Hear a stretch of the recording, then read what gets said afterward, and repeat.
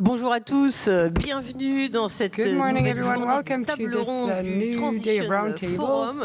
Nous sommes à Nice. Merci, Monsieur le maire, Monsieur le Président de la Métropole, Christian Estrosi, de nous accueillir. Nous allons débattre ensemble sur ce beau débat intitulé « Quelles énergies demain ?» et à quel prix. Which energies for tomorrow and at which price? Tout seul, Let me introduce my guest. We have Sylvie Giano, who is the CEO of Dalkia and the head of Energy Services. We also have Nadia Maizi, director of the Transition Institute, author of the 6th IPCC report. She is a scientific project manager at M3E. She's a teacher at the Mean School.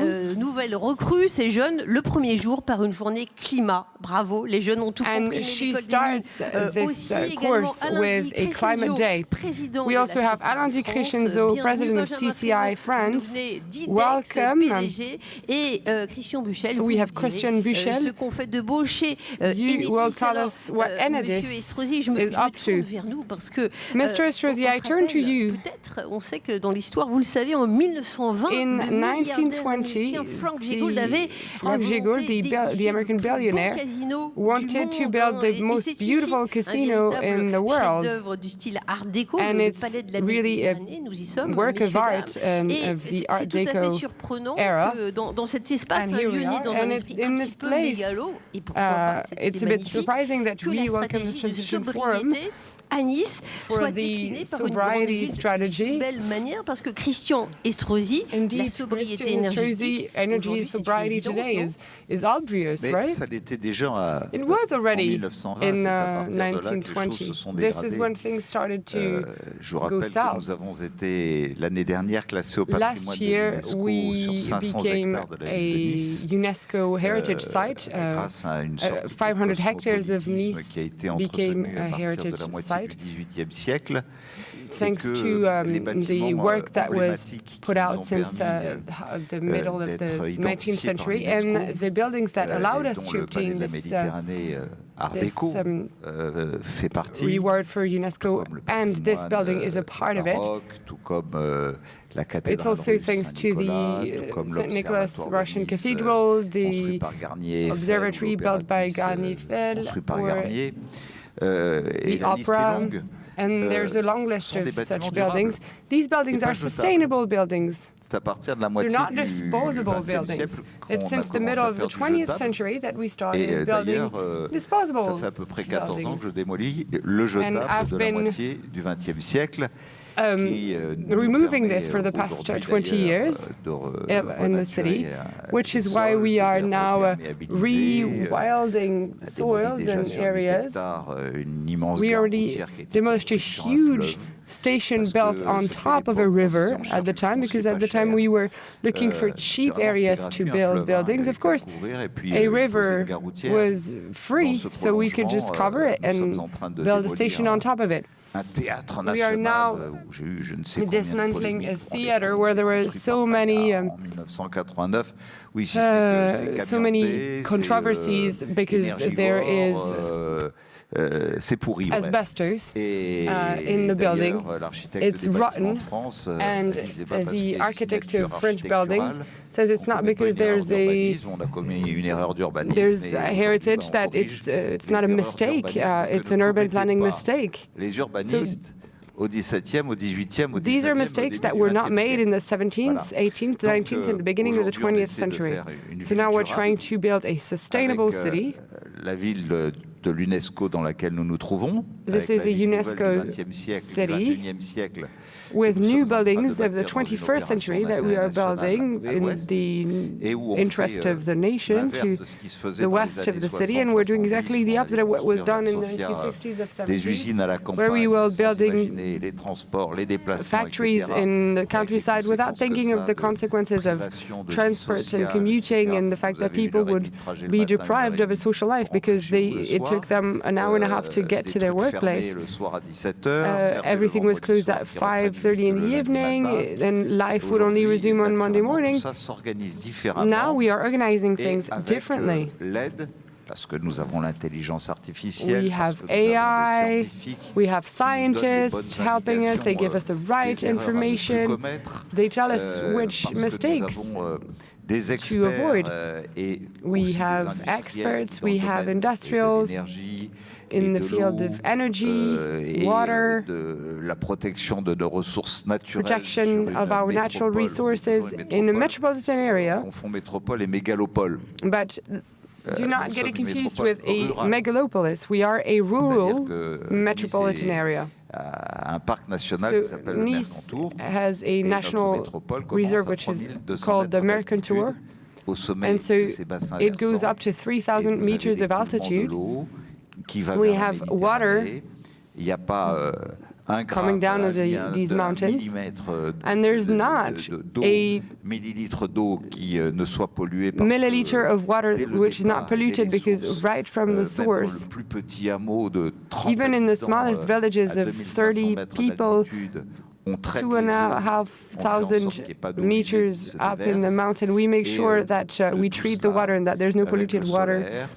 And all of that with solar, with biomass, with wood, with geothermy, with the oceanographic lab of Villefranche, the treatment of microalgae, with the waste management. We managed to ensure that there's little pollution. And this is because we're a metropolitan area and we're in charge of everything. And 12 years ago, we found an energy mix that allowed us to start to be ready for the period to come now, maybe a little bit better than others. So some cities and regions are taking measures in light of climate change. You have quite a challenge in Nice because you're both urban and rural. You have the sea, you have the mountains, the Mercantour. What challenge does that entail when you want to change your energy sources, when you have two playgrounds, so to speak? Well, it's the solidarity between rural areas, the city, the mountains. We had the Alex storm, which is the fruit of climate change. And unfortunately, it wreaked havoc around the Mediterranean, and it's going to happen again. So we stood in solidarity because we have the financial resources necessary. We have companies, and even if we've not raised taxes for several years, today we have tax returns thanks to the attractiveness of our territory. Tomorrow, energy will be cheaper. We want to have transport for workers. We want to have great schools and universities. We have Centrale, we have LISA, we have ESSEC, we have EDEC, the Louis Lumière school, which is moving from Saint-Denis to the north of Paris to Nice. This is the attractiveness of our territory. And yesterday, Agnès Pannier-Runacher gave us an answer because we've been requesting for a long time for a draft law to reward those who make efforts, who do not gobble up as much energy, who use energy that is produced locally with natural resources thanks to geothermics. It's free to produce energy with geothermics. Il y a des spécialistes ici qui vont vous l'expliquer dans quelques instants. Specialists are going to explain this to you in a few minutes. So we should be allowed to bill energy to make it cheaper for citizens because you've made an effort. I think this would be a true reward if this draft law comes into force for those who have made more efforts or who will make more efforts tomorrow. It's an incentive to accelerate when we know that we can no longer stagnate. tout à l'heure sans doute des données affolantes you will probably give us elle peut vous surprendre. terrible statistics from the IPCC. Voilà, c'est l'exigence de chaque acteur public. You might surprise us, but the state and cities, regions will accelerate. And as I was saying, je peux pas sauver la planète. I cannot save the planet. Petit bout de banquise. I have my little ice cap with my little polar bear on top of it. I'm trying to protect it as best as I can with the tools at my disposal. And I try to use the entire toolkit that is offered to me with the industrials that are here.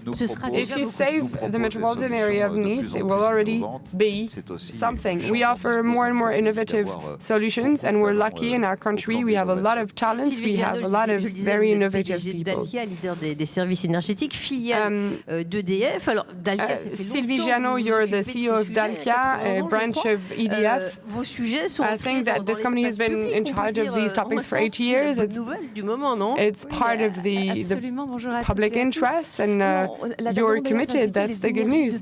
Yes, so you're talking about the energy of tomorrow. And the first one is the one that we don't use up. It's one of the main fields of expertise of Dalkia. Indeed, Dalkia now has 20,000 employees in France and abroad. And today, energy efficiency and energy savings are still at the heart of our work and very dear to us. We work in high schools in the region. We've saved 40% of energy in these buildings. The students were not too cold, were they?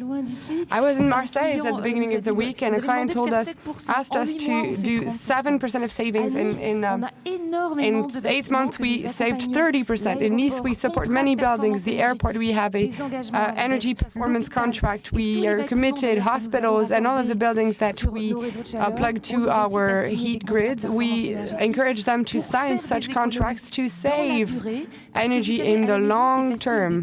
Because it's simple to turn off the lights in our house, but it's not always that simple to do it for 5 years continuously.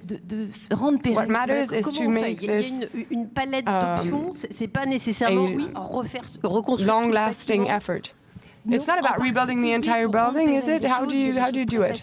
There are very easy things to do in the short term. There are always quick wins. On the long run, of course, we have to renovate, we have to refurbish. But one of the simple things that can be done is better steering. You've talked about digital transition, and the theme of this forum is transition.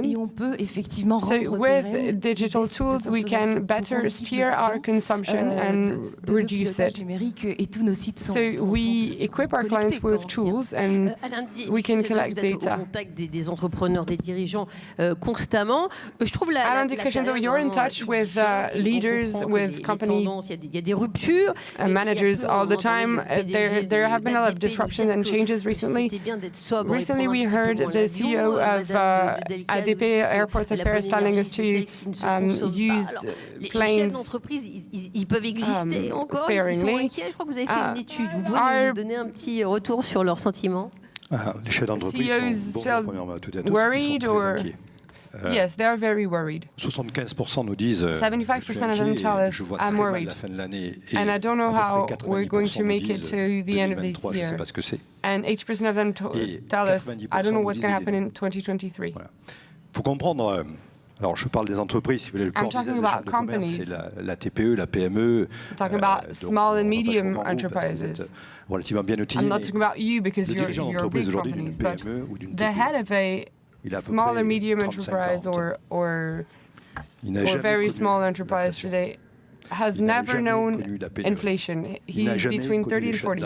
He's never known shutdowns. He's never known full employment where it's difficult to hire people.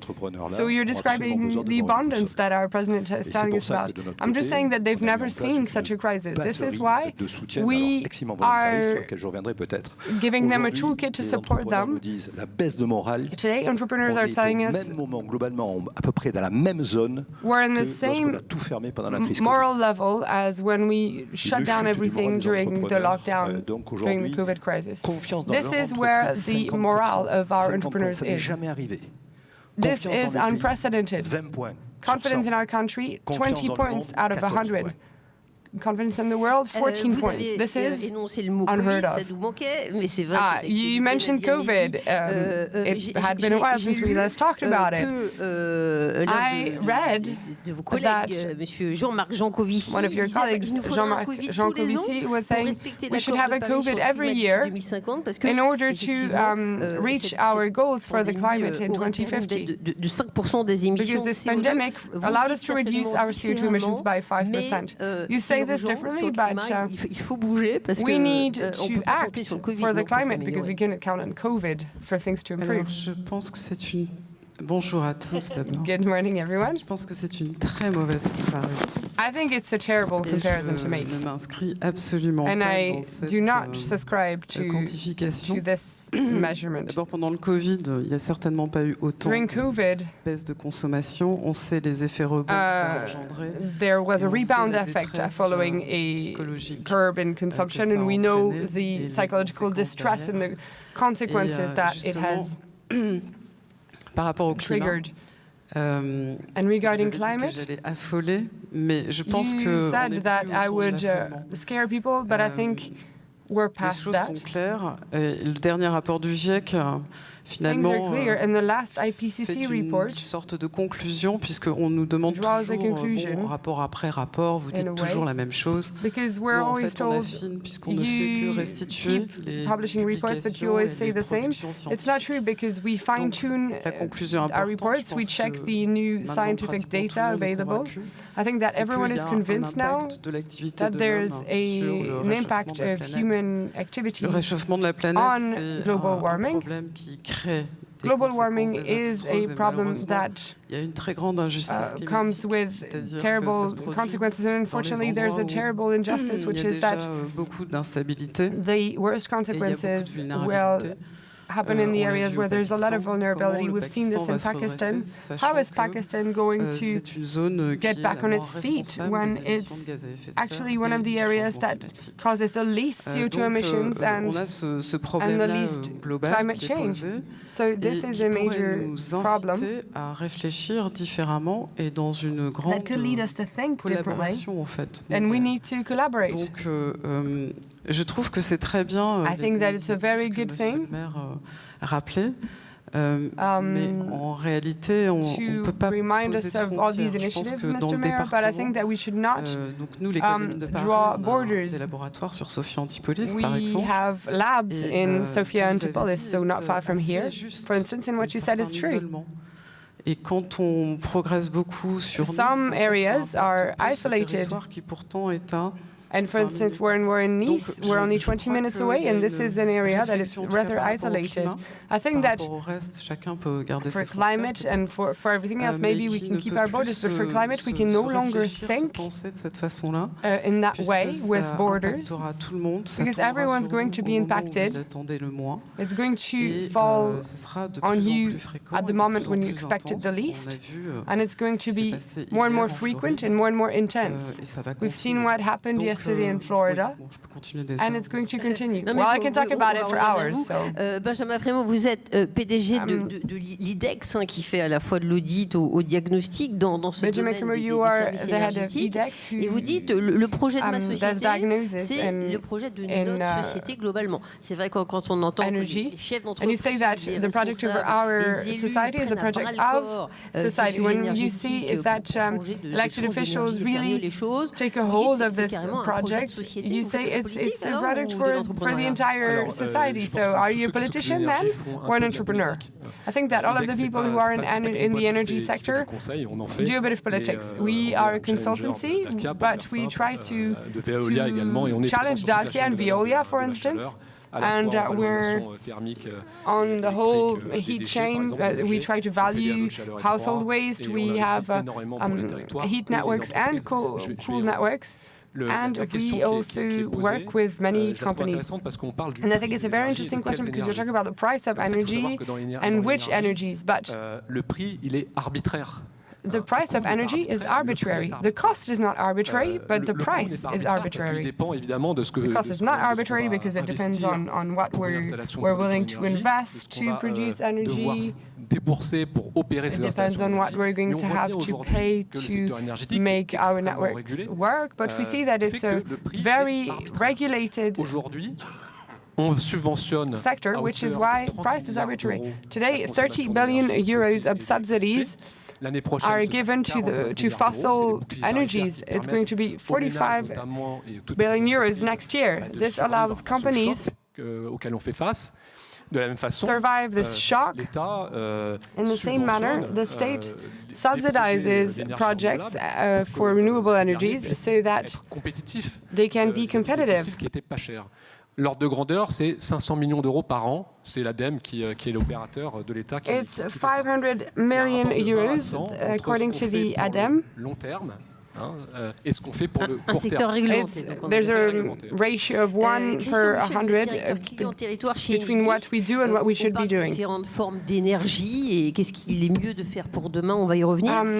Christian Buchel, your CEO of, your director clients and territories at Enedis. So how can we distribute energy? Saurez-vous distribuer l'électricité de demain? And do you know how we can distribute the energy of the future? I was saying this a few minutes ago. Enedis, we distribute electricity, but as our motto today tells us that we should have a transition, well, we are also a network to collect electricity, because decarbonized electricity and renewable electricity, only 15% of them are connected to the grid. The example with IDEX here in Nice is a case in point.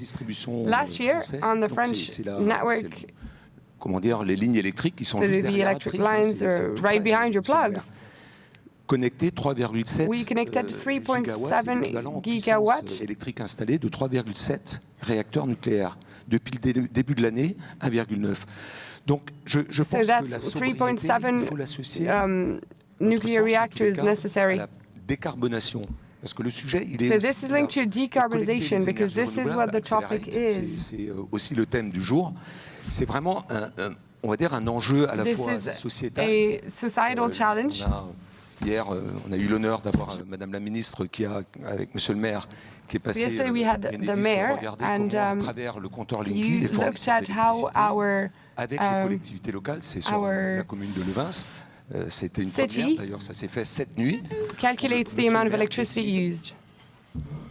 And last night, Mr. Mayor decided to cut electricity in some of the parts of his villages at given hours, at specific times. This was done for the first time last night.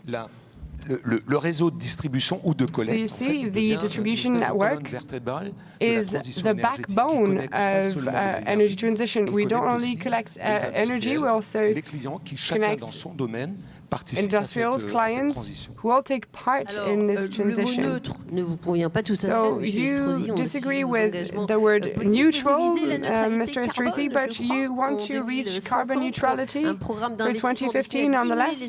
You want to invest in order to reduce CO2 emissions by 55%. We're not going to list all of your initiatives, but in this energy sobriety plan, we know that you want to stop lighting up monuments. You've also completely changed the way offices are structured in Nice. If I may, I would like to say something to Madame Easy when she says naturellement la technopole de Sophia Antipolis Maisie when she says that we cannot think of borders. Of course, Sophia Antipolis is within the perimeter. If it were in the perimeter of the metropolitan area of Nice, we would have a common policy for energy, for transport, but the administrative organization of our country, which is different from that of Germany or other countries or Italy, or well, maybe there's an evolution of these topics that is necessary so that at one point we can harmonize. Maybe we should decentralize c'est formidable. Madame la Première ministre nous a annoncé. Our Prime Minister announced a on prépare, nous, les collectivités, green fund of 2.5 billion euros. It's wonderful. Now we're working on our budget for 2023, and I will ask Mr. Béchu later how we can access this fund. We don't have these conditions yet. So this was just a slight digression, but now things are simple. Et c'est le Covid qui nous a amené à bâtir ça. COVID led us to build a safety agency, a health and environmental and risk management agency. So we want to organize the logistics to face such disasters. So we've had vaccination centers, masks, screening. We've had the Alex storm. Et puis, we can have an earthquake, so we now have climate specialist experts who know that we're going to face difficulties with the sub-Saharan area, which is going to reach us, and global warming to the north shore of the Mediterranean with new parasites, with new bugs, with new pests, with the dengue. Ce sont autant de sujets. All of these phenomena. Avec notre agence, nous soucions de tous ces problèmes. Decided to launch this agency to manage all of these challenges and to reduce CO2 emissions. We have an observatory. Quelles sont les parts de pourcentage What are sur the shares les unités navales, par exemple? La réglementation Méditerranée, c'est pas plus d'1% de Mediterranean, it's le 1er no more than 1% of sulfur since the 1st of January 2022. À 3000 mètres des côtes, c'est le périmètre dans lequel je peux prendre des décisions. 1,000 meters of the coast, I ban à plus de 0,1% de soufre, on puisse s'approcher de nos côtes. Any company that emits more than 1% of sulfur or enter the harbor of Nice or any of the 7 ports that we manage. I'm at 0.1% rather than 1%. La colonne aéroport où Franck Golnadel est venu. We have the ship column. Nous avons la colonne mobilité. Airplane column. We have the mobility column. Nous serons à 100% pillar. Décarboné. We'll be at 100% decarbonized transportation. I have 150 buses plus 2 tram tracks, 5 within 5 years. Out of the 850 buses, 50% will run on electricity, 30% will run on green hydrogen, 20% GNV, ZFE for vehicles plus relay parks, the energy networks, 70 additional green spaces hectares. Unfortunately, a palm tree does not absorb the CO2 footprint of a man every year, but other types of trees do absorb 100% of your own carbon footprint every year. With one tree, it's fully absorbed. So these are 70,000 square hectares, rather, of green areas. 30 hectares are already there, 30 are in progress, and this afternoon Christophe Deschaux will plant the last tree of a 2 hectares park, which replaces a warm area with a cool area. Nous savons maintenant qu'avec les épisodes orageux méditerranéens, plus on perméabilise les sols, on est en train permeabilization of the soils. 163 écoles de la ville. We're taking concrete out of the courtrooms or in schools. We're creating educational gardens, etc., etc. Valorization of waste, which is energy potential. And finally, making sure that our buildings consume less energy, individual or public buildings. We have a huge university park for which I got 55 million euros from the Education Ministry. In average, The 10 campuses of the city that were built in the 60s consume 98 kilos of CO2 per square meter per year. Within 3 years, they will only produce 5 kilos per square meter. So 98 to 5 kilos per square meters of CO2 emissions per year. At the same time, we are saving money. We don't talk much about this topic, but not everybody behaves like us. 3 years ago, we bought electricity that we know will be invoiced at the same price as we paid 3 years ago up until 2023. We won't pay the additional 15%. We will pay minus 20% at the end of the year. And this money that we're saving benefits to individuals because in the Metropole Council, we fund energy audits for individuals up to 4,000 euros, subsidies to install solar panels. We have had a satellite mapping through which each person can know how many megawatts they can save if they get those subsidies from the Metropole. When they install solar panels, we have heating pumps to replace old systems. So with all these pillars, we can take stock every year to know whether we behaved well or not in order to reach this minus 25% in 26, minus 50% in 2030, and carbon neutrality by 2050. We're on track for now.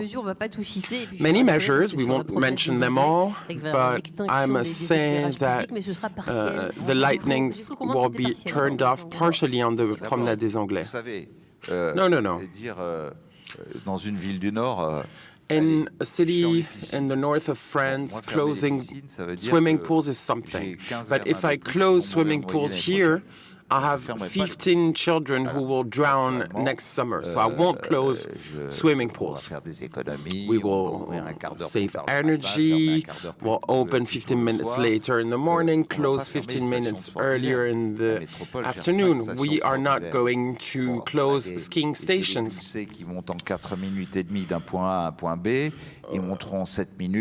We will make the systems go slightly slower. That's not an issue.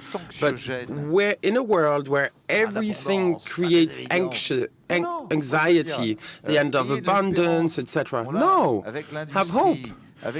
With the industry, with innovation, with the solutions that we're working on, we have enough to give hope.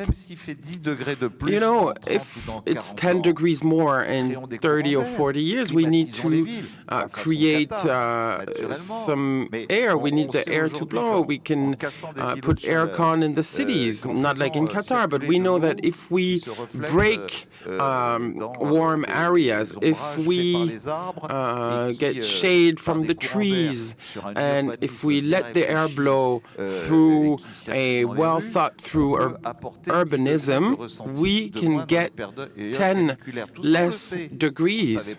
We all know this. We didn't before, but now we do.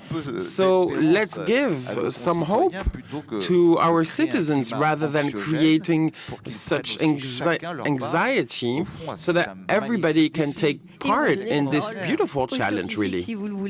Let's give the floor to the scientists, actually. Mrs. Maisy, we're talking about France, but let's look at the international level. We don't know what will happen with gas pipes. You told me that gas has a nationality and it bothers me. What do you mean by that?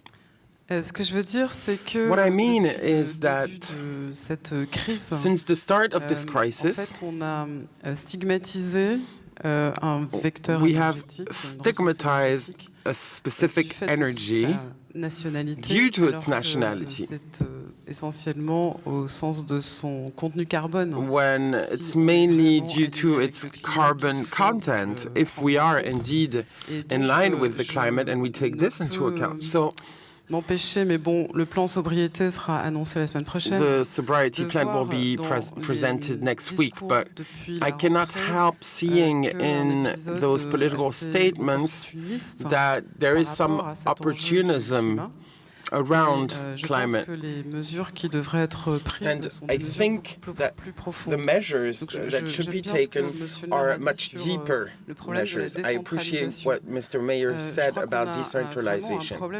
I think we really have a structural problem.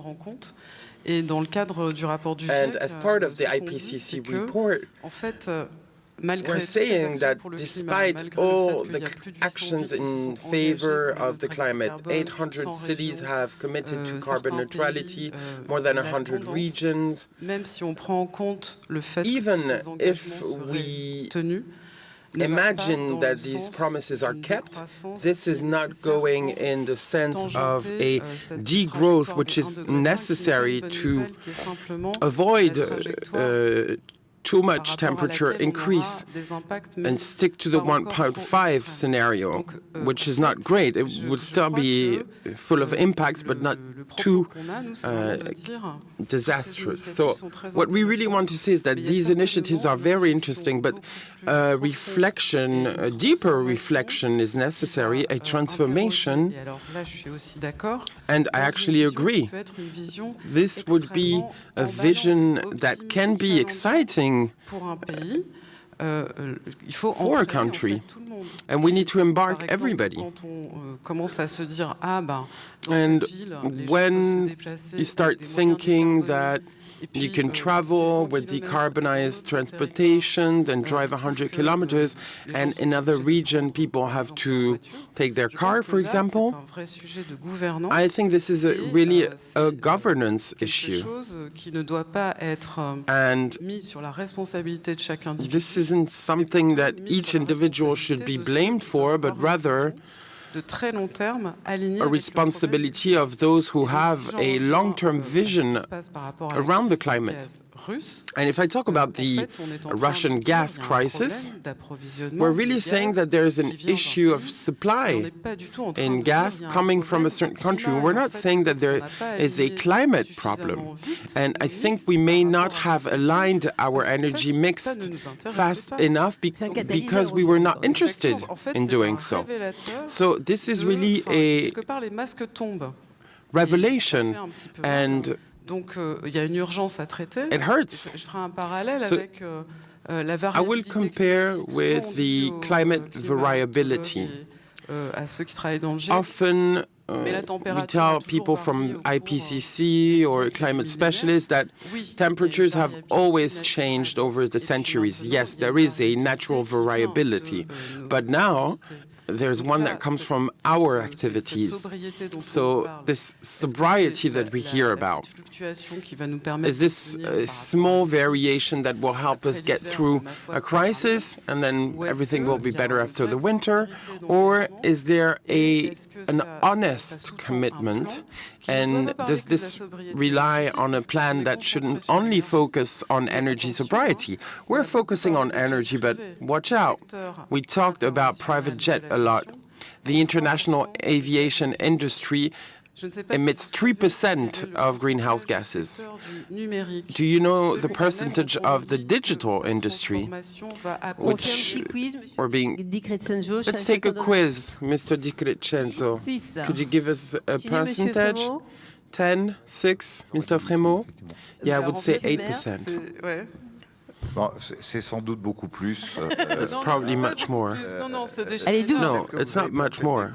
The way you set the scene, it's actually between 5 and 7%, because it's very difficult to assess. The digital industry is very wide. But this is another topic that we want to raise awareness on. We should be careful not to be too enthusiastic about something that is intangible to resolve something that is tangible and that could have impacts as well. I worked on the chapter on solutions, which was requested by governments for the first time, which is an assessment of levers from demand. So far, we only talked about offer.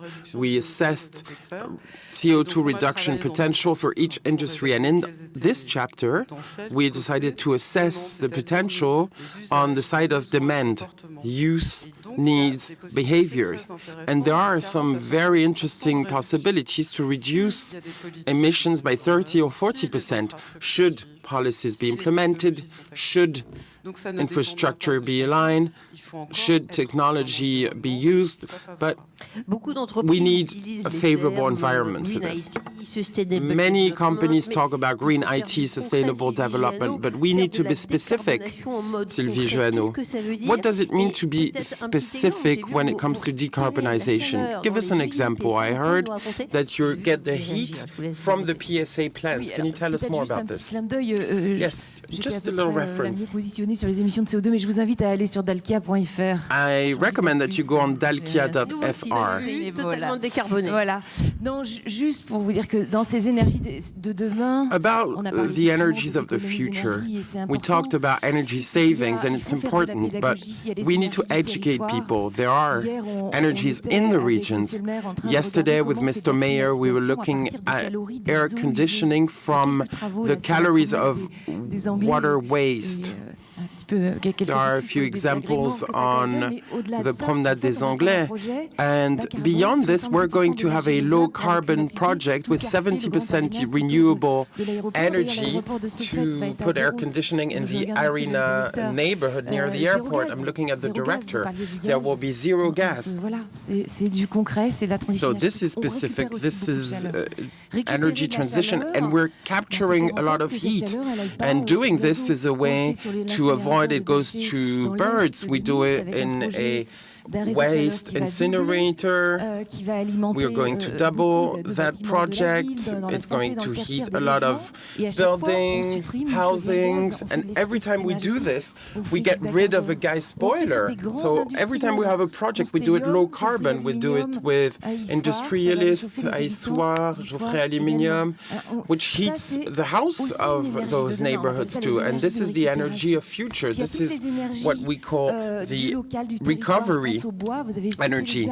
You talked about woods and trees, Mr. President. Trees are a good topic on energy transition. We must manage forests in a sustainable manner. With energy wood, we use the branches that are not used for construction, and these are some very important energies, so we can decarbonize the energy to replace a fuel boiler by wood. The forest is still growing, significantly growing in France, and it's a very important topic. We talked about geothermy, using the calories of the soil. We can talk about the sea, you can use the calories of the sea. All these techniques are not very well known, and they're crucial to decarbonize what we call heating, hot water, industrial, and you know, heat accounts for almost half of energy consumption in France. We talk about energy, solar, wind, but when you focus on heat, it's also crucial to get rid of those CO2 emissions, and heat is a strong CO2 emitter in France. There are some specific initiatives. Sometimes, or most of the time, when a company does something, people talk about greenwashing. Doesn't it bother you? Yes, I saw it this morning, but I don't agree with this because communication is crucial. There's a huge challenge in this energy transition, and the minister said it very rightfully yesterday. It's about skills. When I started at Dalkia, I love being in the field. I met the technicians, and they told me, Mrs. Joanneau, you need to communicate on our projects, our trade. It's not that easy to explain how to create air conditioning with water waste. But there are jobs behind this, engineering, technicians, and we don't always understand this. And this is a crucial aspect of this transition. What do we do without the skills? I have 500 positions at the moment where we kind of recruit in real time at Dalkia. If young people don't know about the jobs for the energy transition, and they're looking for this, I think we have students in the the room, come. You spread the message.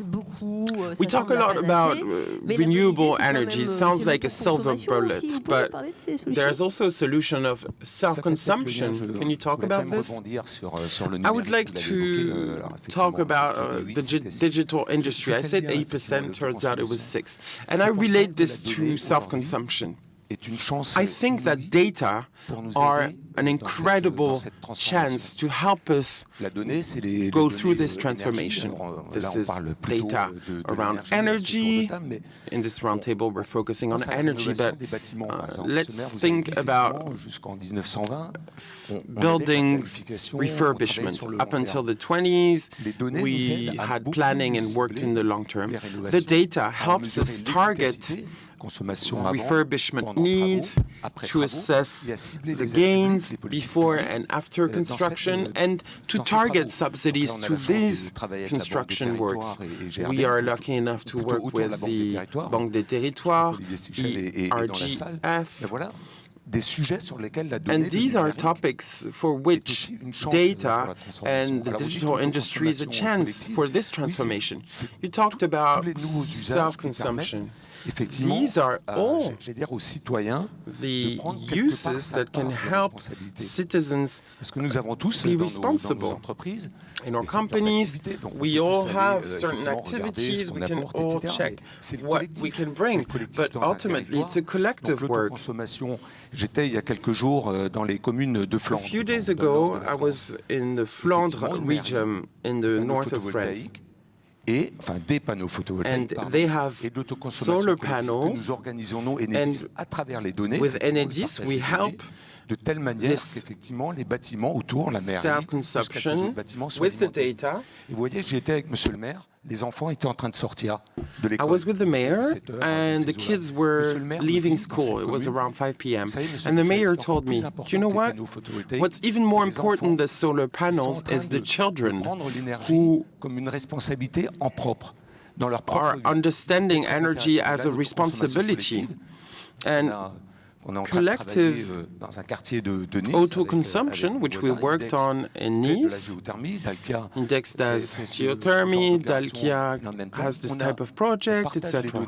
So we share the data, and it's an eco-neighborhood with housings, the CCI building. We've added an electrical storing battery. Great, well, great transition. I'm going to turn to the CCI. You recently inaugurated a new solar plant. Could you tell us what best practices you can recommend to companies? I would like to highlight something and that I haven't heard during the roundtable. It's the sense of urgency.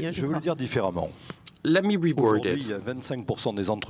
Today we have 25% of companies that say they won't be able to pay their electricity bill in 2023. This is not sustainable for France. 25%. So you can save as much as you want. We will be doomed if we don't do something in the short term. Just that reminder. And actually, I'll mention Nice. We have created a support plan that was unprecedented.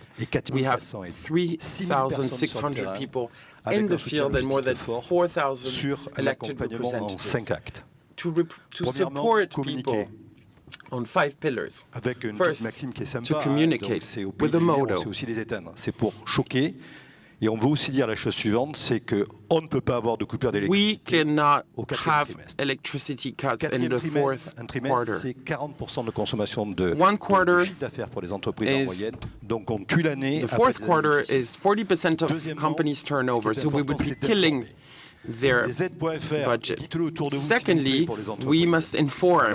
lesaides.fr. We have identified 84 subsidies and help to help energy savings.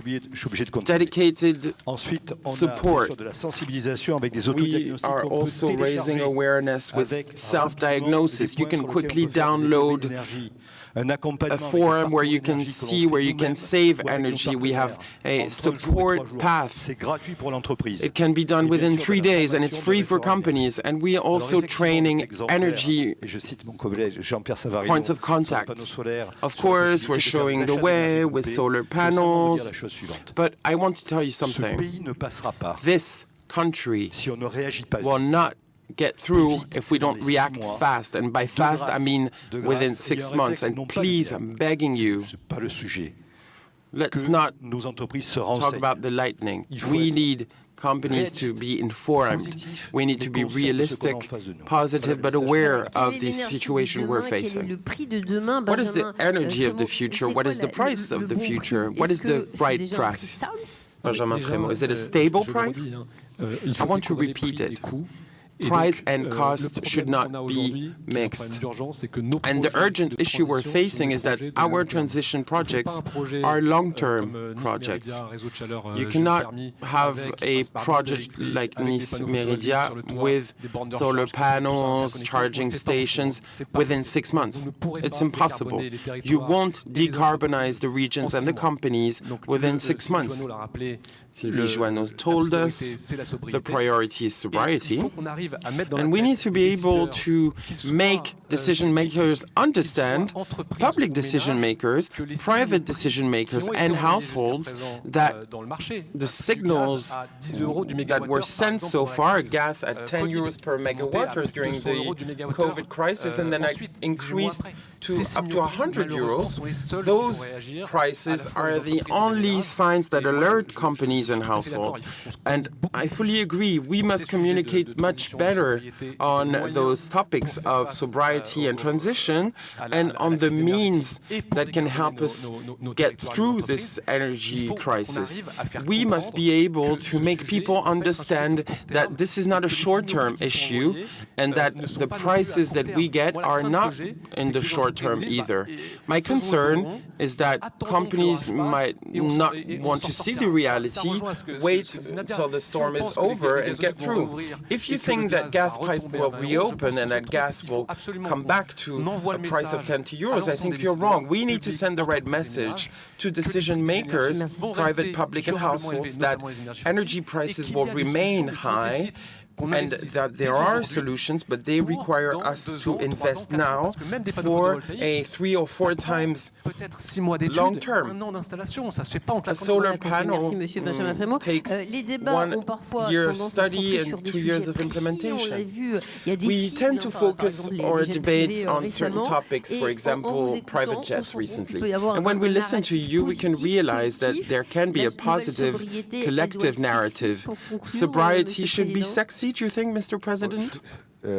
Pardon, je sors de mon rôle de maire. Sorry, j'essaie de parler taking a step aside and speaking with reason and passion, not just as a mayor. J'ai essayé d'apporter des notes d'espérance sur les solutions qu'on doit trouver. Some hope around the solutions we can find. Mr. Di Crescenzo is telling us we need help now. And of course, we cannot have companies thinking on their end, government, everybody working in silo. No. We need to have a shared reflection, for example, on changing calendars. I'm closing 6,000 square meters of admin offices with 14,000 employees. So we should have a reflection with private companies to see how everybody can contribute to get through this difficult time. But let's be aware of how much we have weakened our country and how much we need to get to work. Do you realize that we pay 1,000 euros per megawatt when, thanks to De Gaulle, Pompidou, or Giscard, we were the country in the world that had the lowest prices of energy, just because we gave in to the pressure of the Germans to align the prices on Russian gas. And all we needed was a conflict between Russia and Ukraine to pay the price for this. So what I want to say now is that we know that if we want to give hope to the future generations in the 10, 15, or 20 years to come, we need to give it all to get our share of sovereignty of self-sufficiency. We know how to produce energy at a much cheaper price than we are paying today. We know that we can be the best. When I was Minister of the Industry, I launched some very experimental projects, be it the nuclear plant, the megajoule laser in Bordeaux. We have all this. We are the most innovative country when it comes to this topic, but let's stop depending on others. Let's have the courage to emancipate. If the Europeans are willing to work with us, good. If they're not, well, use the French know-how. And let me tell you, if you compare it to other countries, they are much higher than other industrialists, labs or researchers all around the world. Thank you very much. We are going to talk about insulation in a moment. Valérie Abrial, Olivier Suchet from the Banque des Territoires. Thank you very much for listening.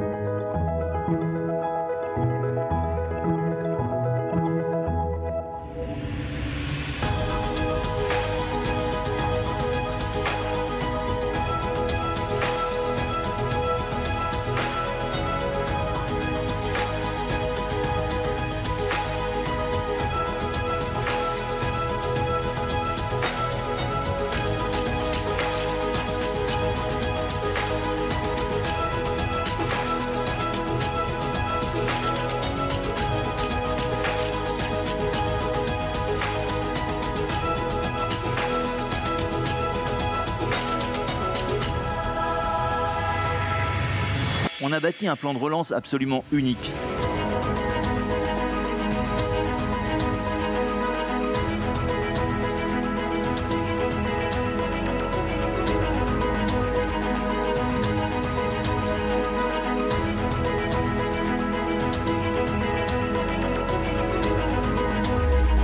Toute cette année, nous avons passé à investir pour préparer l'avenir. Dans une situation qui était difficile, on a été aux côtés des projets des territoires.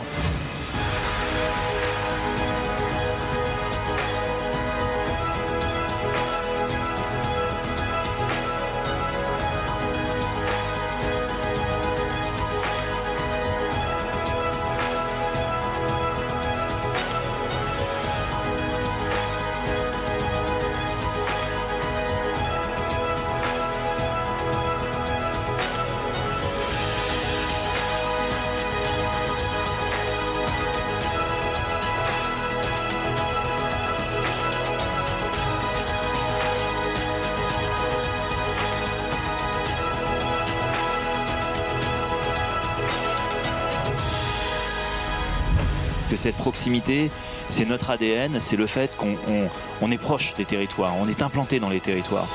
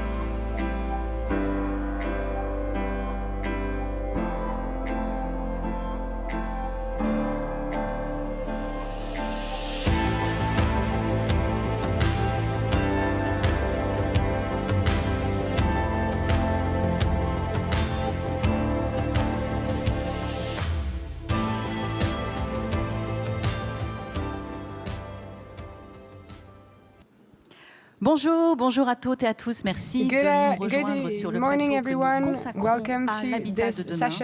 L'habitat de demain, c'est aussi la thématique que nous abordons This is also the great theme that we talk about in La Tribune, in T la Revue, our quarterly chronicle in which Olivier Sichel allowed us to interview him.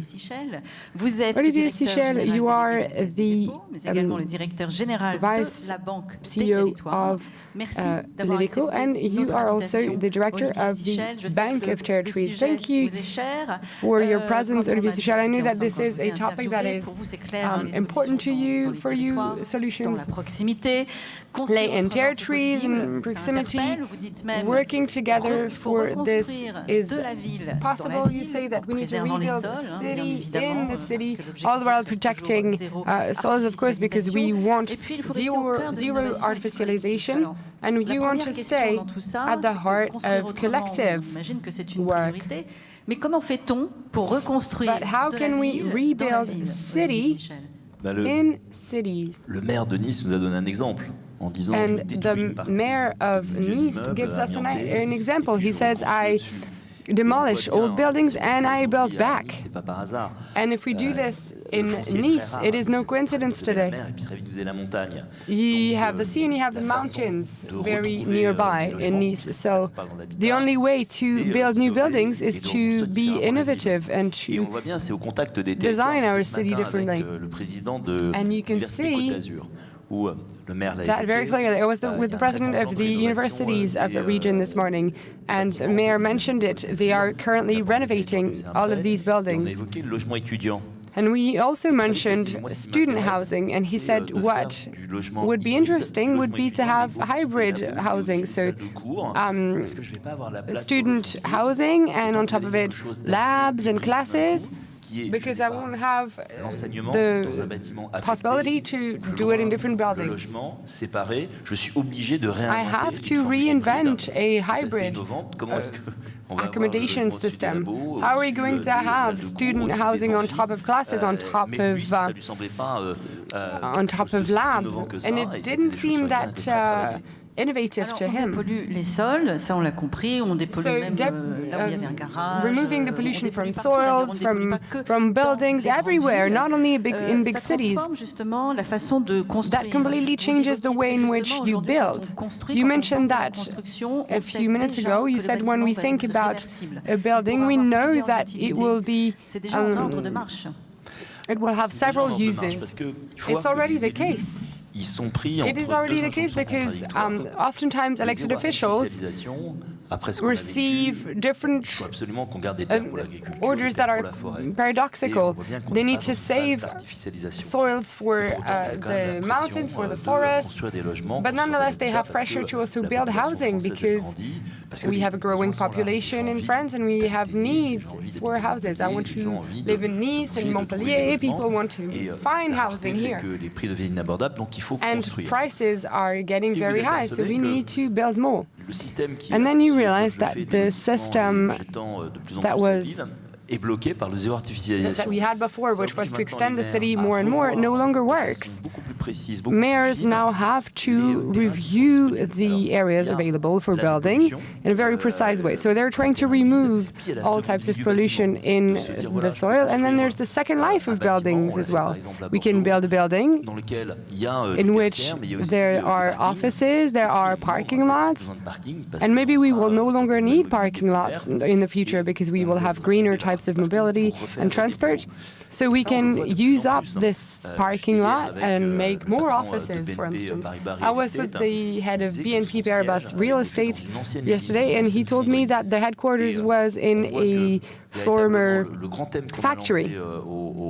And the great theme that we talked about at the Social Housing Congress yesterday in Lyon was talking about the second life of buildings, saying when we keep only the concrete frame and we remove everything else, we have a much better carbon footprint than if we build everything. We often hear that if housing was a country, it would have the highest carbon footprint in the world.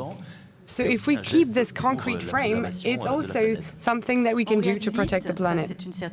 So we renovate, we refurbish. It means that we live differently in these flats as well. We often hear about co-living, which is a great trend. It's a bit like being flatmates, but everything has accelerated with COVID.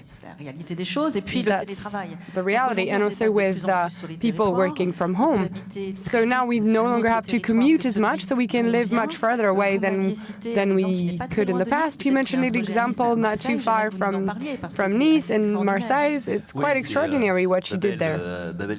Yes, we have the Babel community in Marseille. We have the teams of that project who are here with us.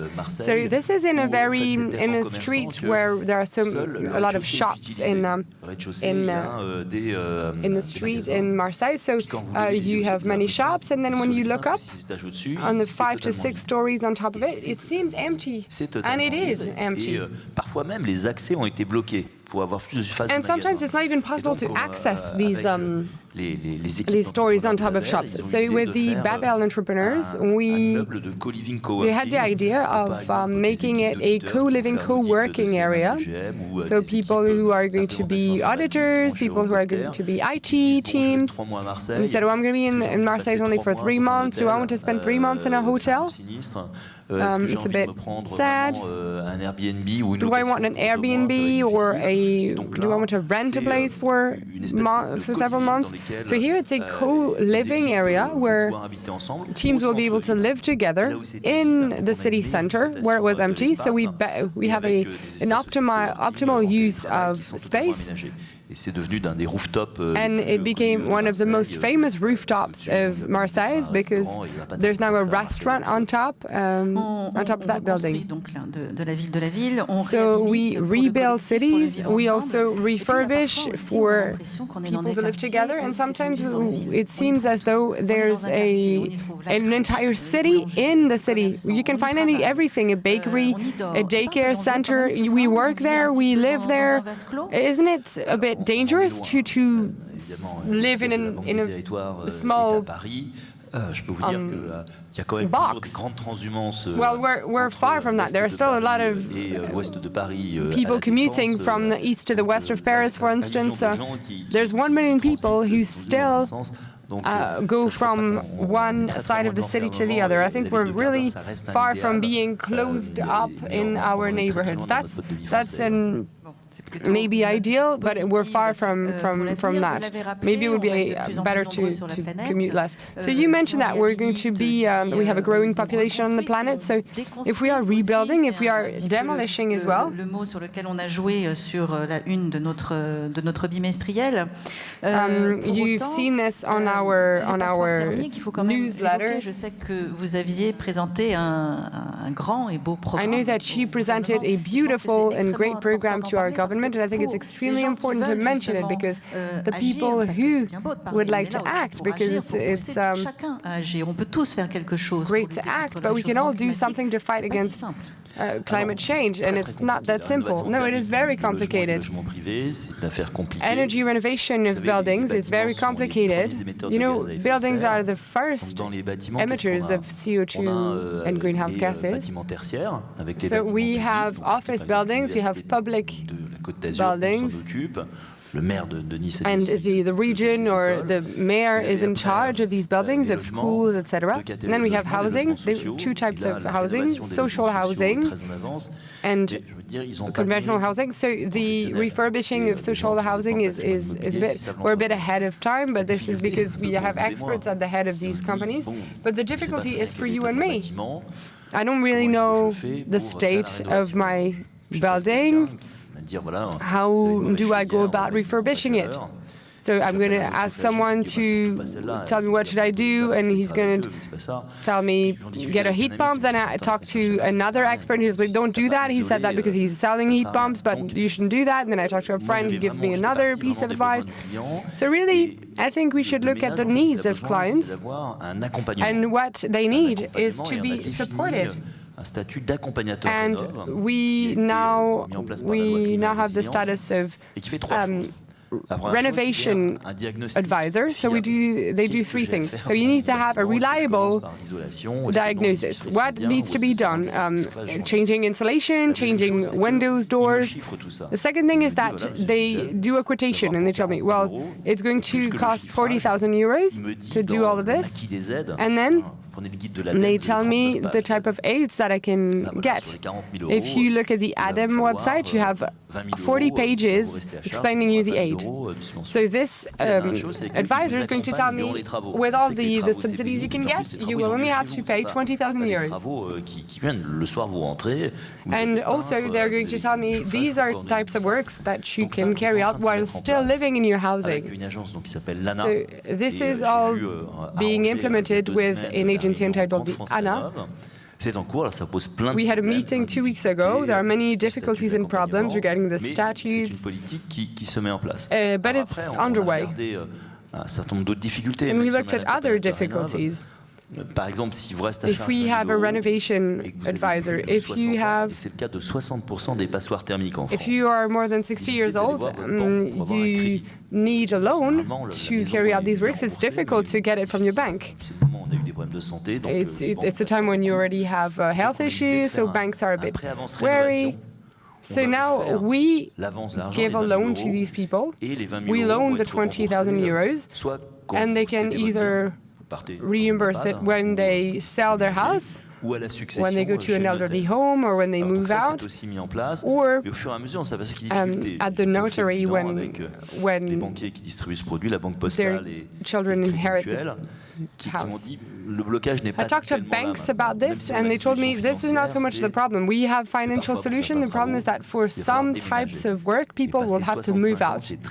And after 65 years old, it's very difficult to convince an elderly person to say, well, you're going to have to live elsewhere for 3 months while we carry out these renovations.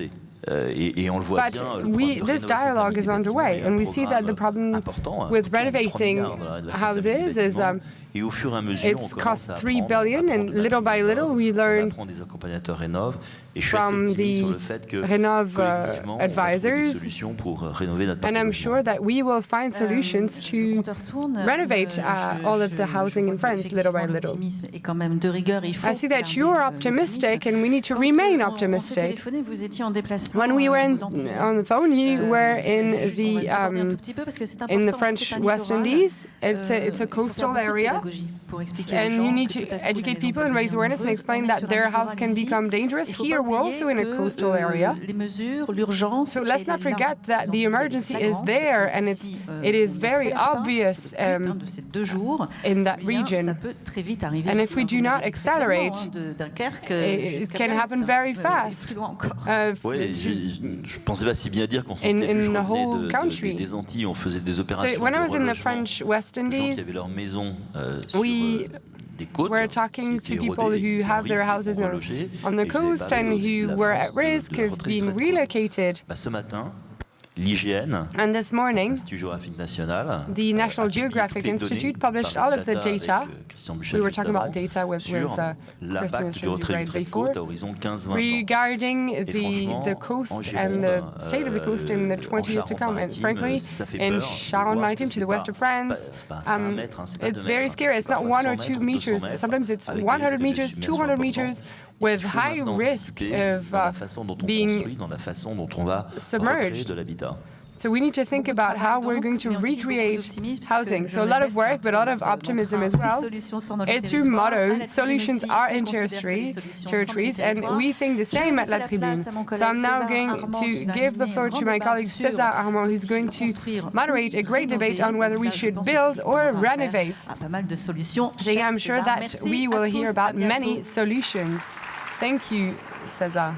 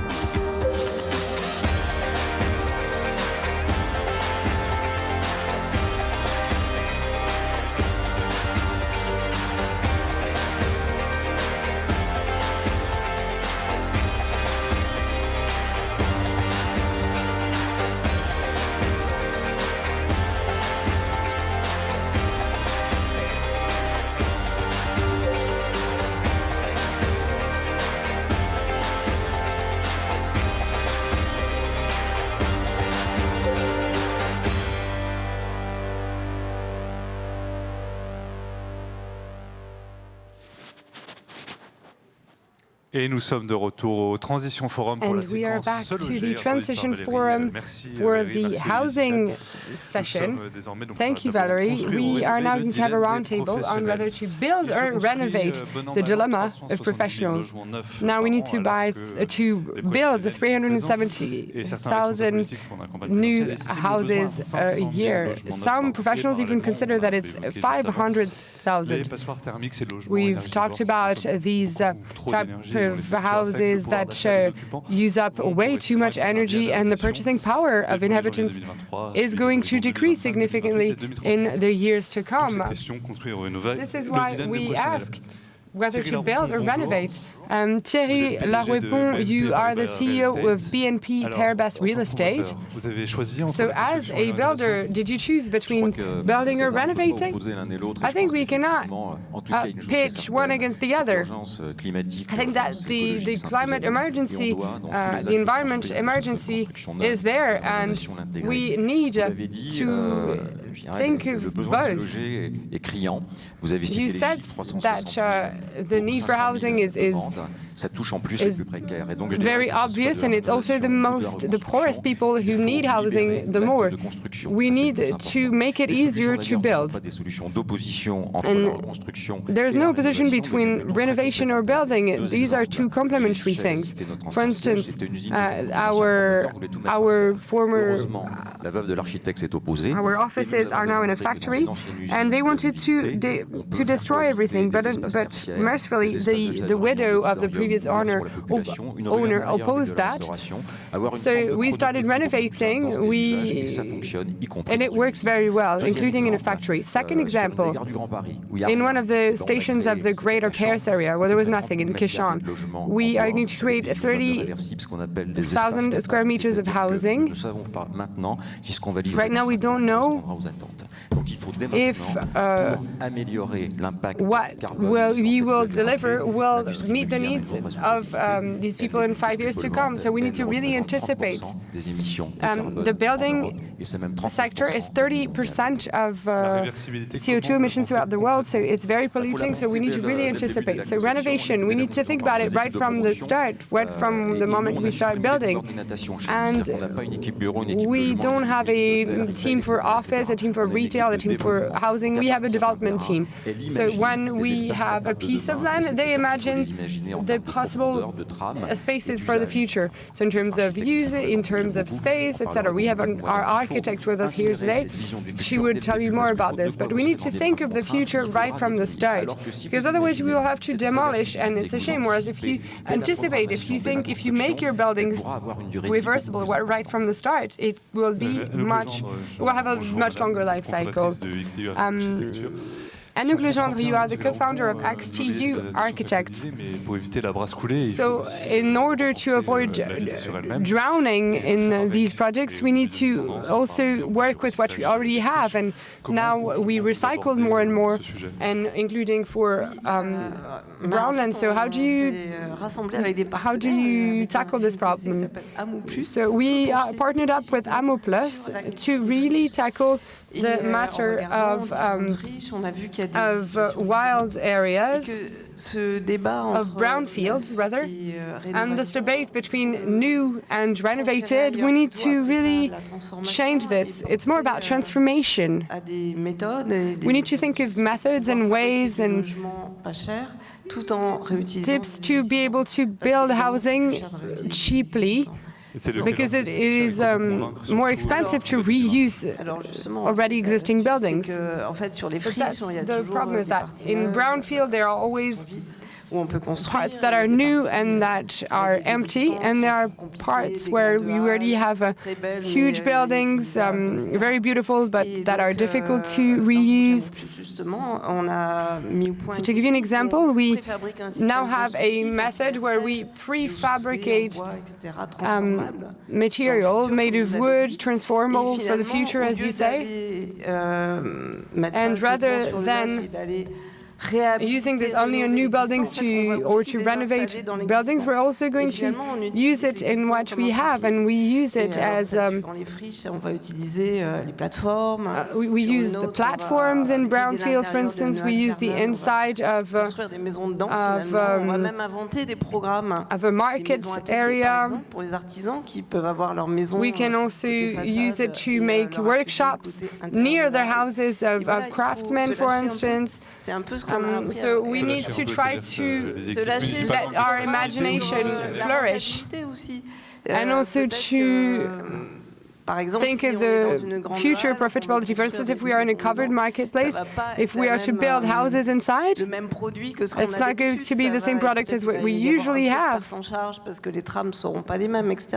Maybe it's going to be difficult because the frames will be different, but rather than renovating everything perfectly, we're going to leave things as they are. It's going to be cheaper because we're going to reuse what we already have, rather than generating a huge amount of waste. We're going to use this waste. We're not going to demolish to rebuild. And this is relevant. And it's also what we did in the brownfield that you're going to talk about in a few minutes. That's going to be presented by the SR Group. We had the same approach as architects, where we built on a factory site, on the first floor of a factory. We demolished part of the roof, but rather than to demolish everything and rebuild, we almost kept everything. So we need to reinvent things. We need to sometimes not be as strict regarding heritage, because thinking, there's heritage, so we're going to do everything well, but if it's not so good, we have to take everything down. Well, no, even what's not as beautiful can be reused. And we also need to cut down on the regulation a little bit. Thierry Laroupondier, we need to free the building possibilities, and you say that you need to cut down on regulation. Well, when we have an office building that has a 3.2 meters high of ceiling, well, this is not the same as standards. But we can work with that.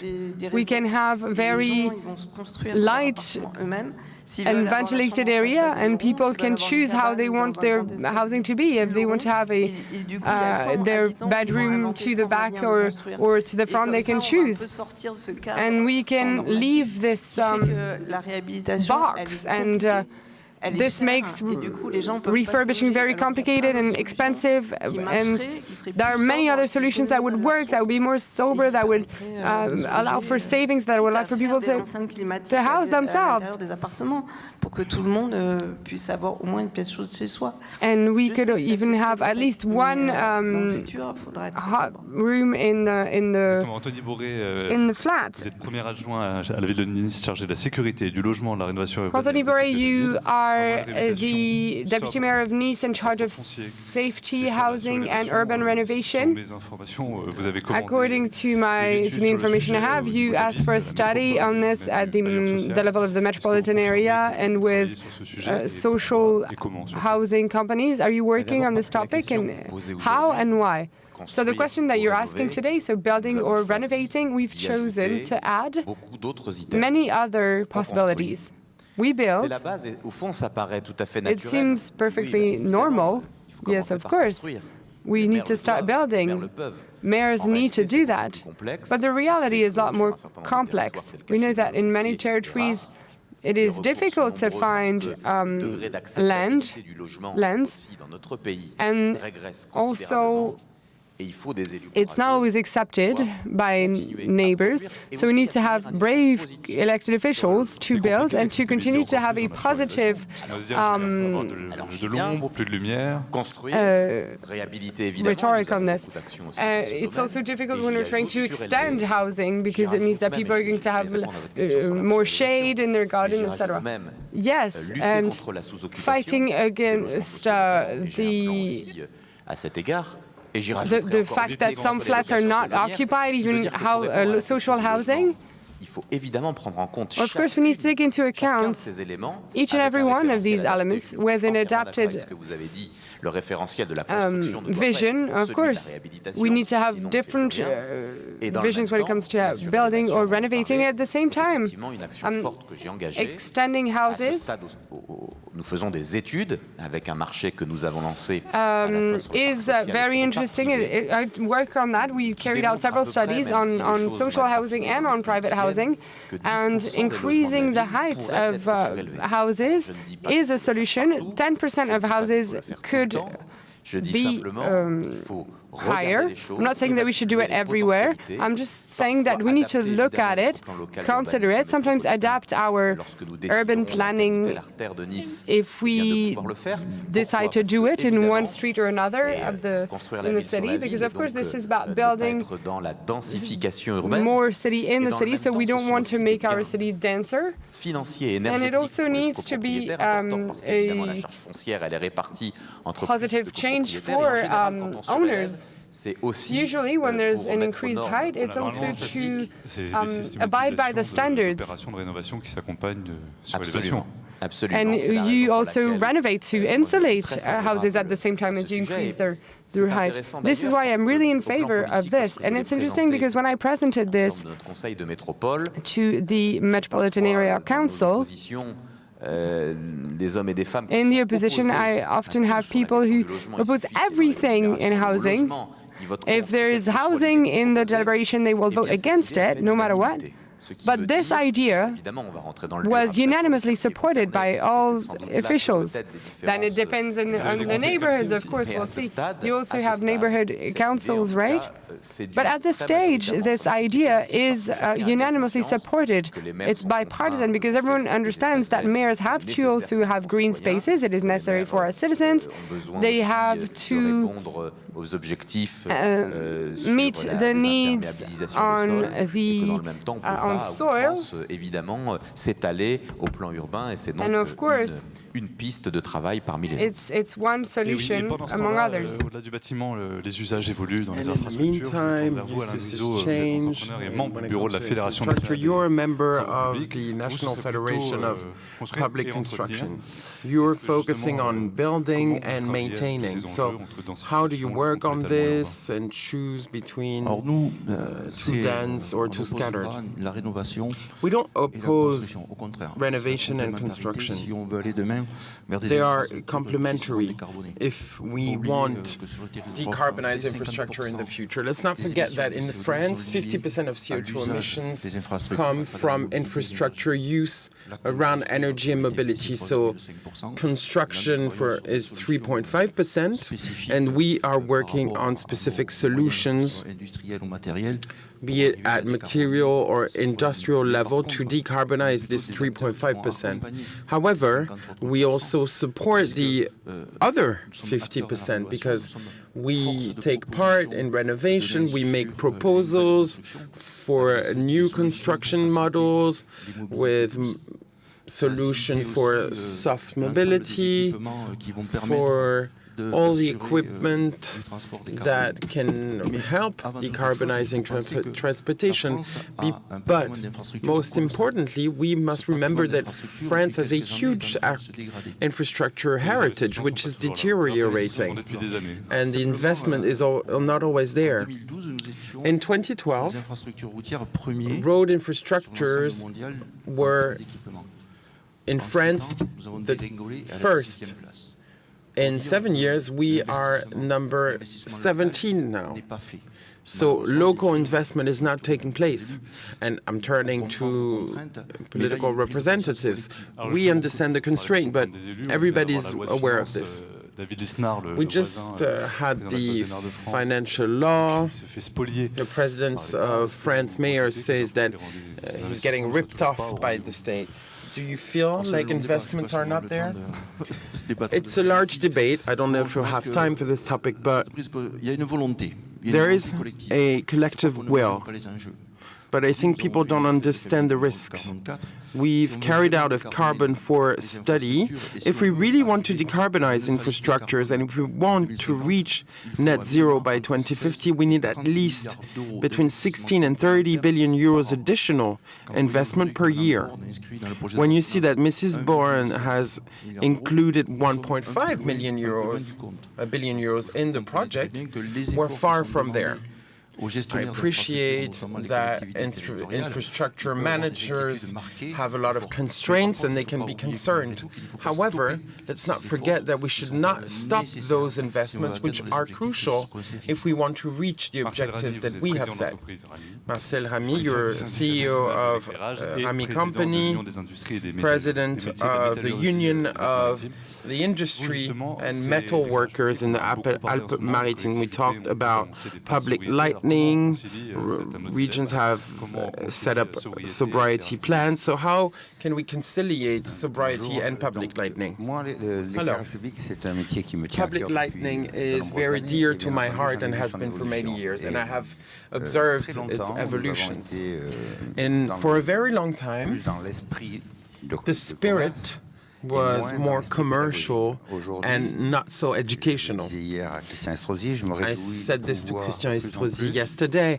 I am delighted that we get to talk more and more about technique with the administration, manufacturers, and installers. This week we can debate and find the best solutions. In the previous debate, I heard that certain municipalities are turning lighting off. It's a good temporary solution, but it's not a sustainable one, because this only accounts for 25 or 30% energy savings if you turn off the lights from 11 p.m. to 5 a.m. But now with the LED technology, we have 11 million light points in France and only 7 have been replaced. So what's happening? Are the regions late or out of money? This was not the priority. Now we hear a bit more about it. There are budget issues, of course, but simply because so far the technology did not offer a fast return on investment. Now the new technology with sensors and some very sharp technologies, the electronic drivers, the LED bulbs, help get savings to divide the total budget by 4 with a nice setup. So we can renovate existing panels or public lighting. They can last 40 years, but some of them are 10 years old with old lightnings. We can just replace the bulbs. And on any new construction, we could impose what we call domotique, so smart housing, which helps manage lighting just like we want it. We export it. With the Rany company, we sell solar lighting, and in order to get the batteries to work as long as possible, we manage the lighting with sensors, detectors, which gives battery life of 15 or 20 years on batteries. You manufacture the cities of tomorrow. How do you integrate those issues on sobriety and sustainability? I think we need to revolutionize our construction models. We make commitments on development for just one construction. Everything is certified now. We've reviewed materials. We work a lot with wood. We were one of the first working with wood. We took risks. We delivered one of the first buildings in wood in France, which was in Saint-Denis. It's called Curve. We've designed it with a very talented architect. We didn't know what the market would look like with wood. Well, now it's the rule. Yes, but when we launched it, we were the first. It was at 25 square meters, and we've already sold it twice, so it's working. The second wood construction was in Vélizy. We used an obsolete office building and remade it in wood. And we realized that this was complex. When prior private people invest their savings in a wood construction, it's different than public, but it worked well. When it comes to budget management, we also committed that 90% of funds would comply with the European regulation SSDR 8 and 9 by 2025. What does that mean? Meaning that they will be certified offers with biosourced materials, etc. So it's a strong commitment. Yes, and institutional investors must be very tough on this. So this type of transformation is financially viable? Yes, it works. And let me give you a figure. If you look at European parks, only 14% of them are less than 10 years old. If you look at the real estate in the Île-de-France, 85% of the real estate is 40 years older or older. So we need to renovate the real estate. Add to this the post-COVID working methods, meaning remote working. And if people work from home, their office must be better than home. And in that case, they will build new buildings, new office buildings, so there will be cash flow issues. I see it as an opportunity for us, which is to change those buildings for different uses. And the real estate is very creative, which is great. I'm just back from the Middle East. I am very surprised by the technologies that we have in France, and the operators are ready for it. But beyond construction, we should renovate what already is here, building more comfortable office space, etc. Are you working on this? Yes, we've already started working on certain spaces and on new projects that we are working on too. We apply what we just said. We work on highly transformable structures with less perimeter if possible, less material, if possible in wood, because it's best. And we try and work on reducing quantities because resource savings is a crucial issue. So we systematically design the project as something that can be dismantled or reused. And even when we renovate, we do the same. We try and get back to the original structure or have transformable designs. Mr. Boré, you're in charge of housing and urban renovation in the municipality. Do you focus on circular economy in the city and in the buildings? Yes, absolutely. And you're right to talk about urban renovation. It's a crucial topic. In our region, we have more than 1,000 housings that have been demolished and renovated. Of course, we need to de-densify, we need to open new avenues, but we must also renovate buildings that need it. So we work on those two pillars, and I must say that the state subsidies are significant. And beyond just social housing, because I'm always surprised by how hard those policies are to understand. Everybody's involved, which is good, but sometimes it also leads the subsidies to be ununderstandable, hard to navigate. This is why we have a one-stop shop so that all these subsidies can be gathered together, and so it's easier for operators to understand. We also have subsidies that target private owners, depending on their income, in order to renovate a house, to make it more accessible for disabled people, and these people have difficulty navigating through those subsidies because there's many, and I want to ask the government to regulate so that those subsidies are easier to navigate, it will be more efficient. Well, the message has been sent. Alain Grisot, you're part of the Public Construction Bureau. Do you want this change too? Yes, I agree with the lady over there. After the water shortages that we had this summer, we are working on water flows.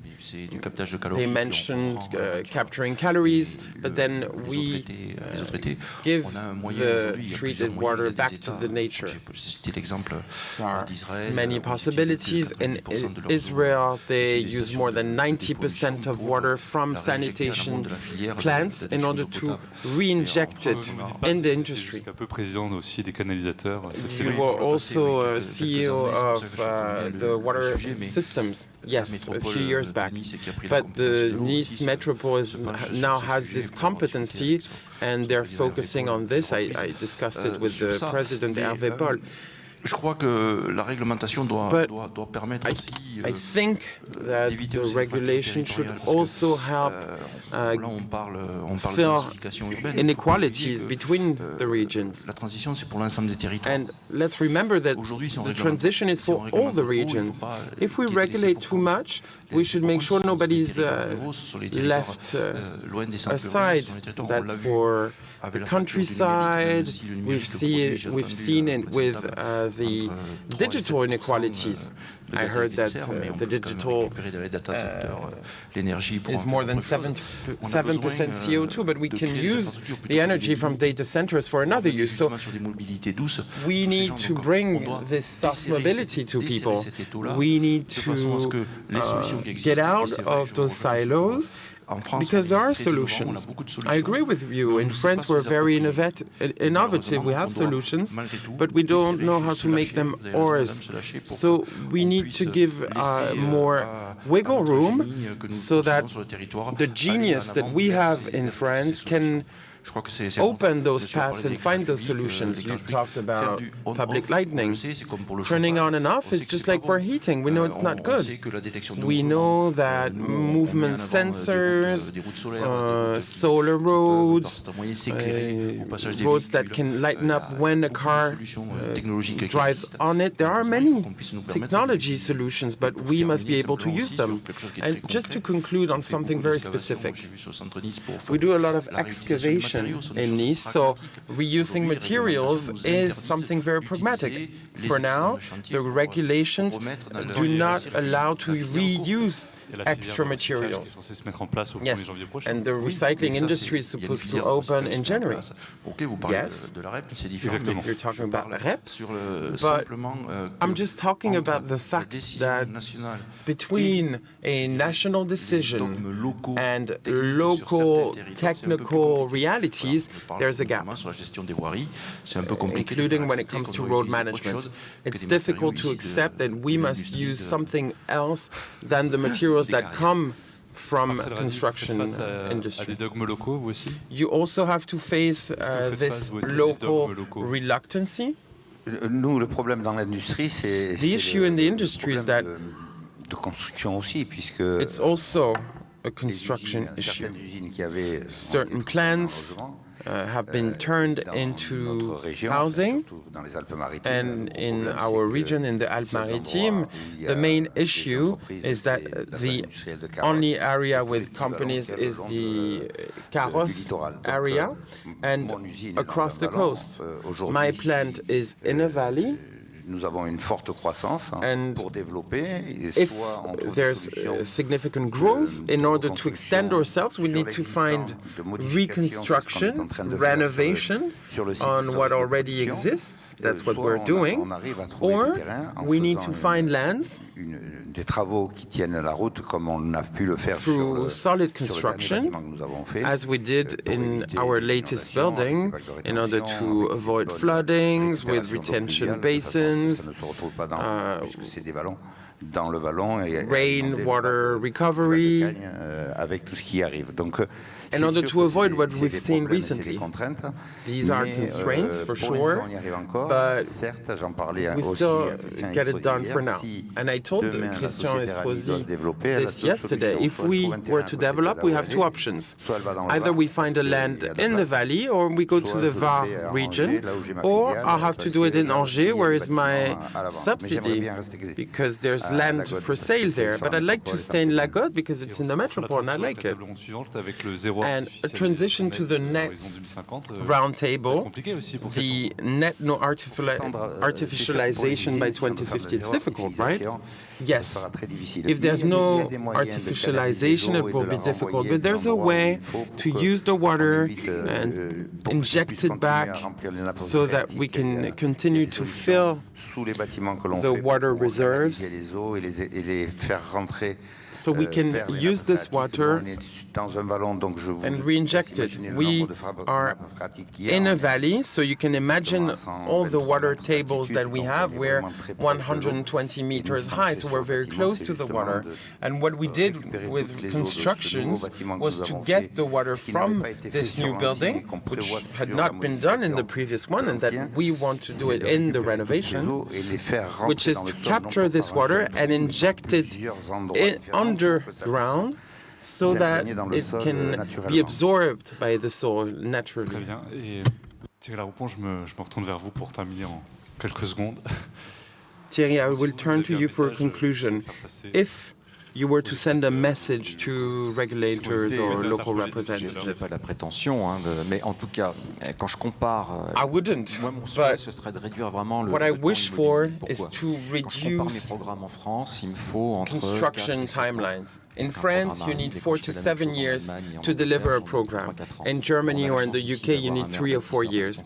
And here, we have a responsible construction mayor who manages the city, who facilitates work for stakeholders like us. And I wish it were the case everywhere in France, because there's going to be huge social pressure, and the people who are poorly housed will be impacted. So let's free up the construction market.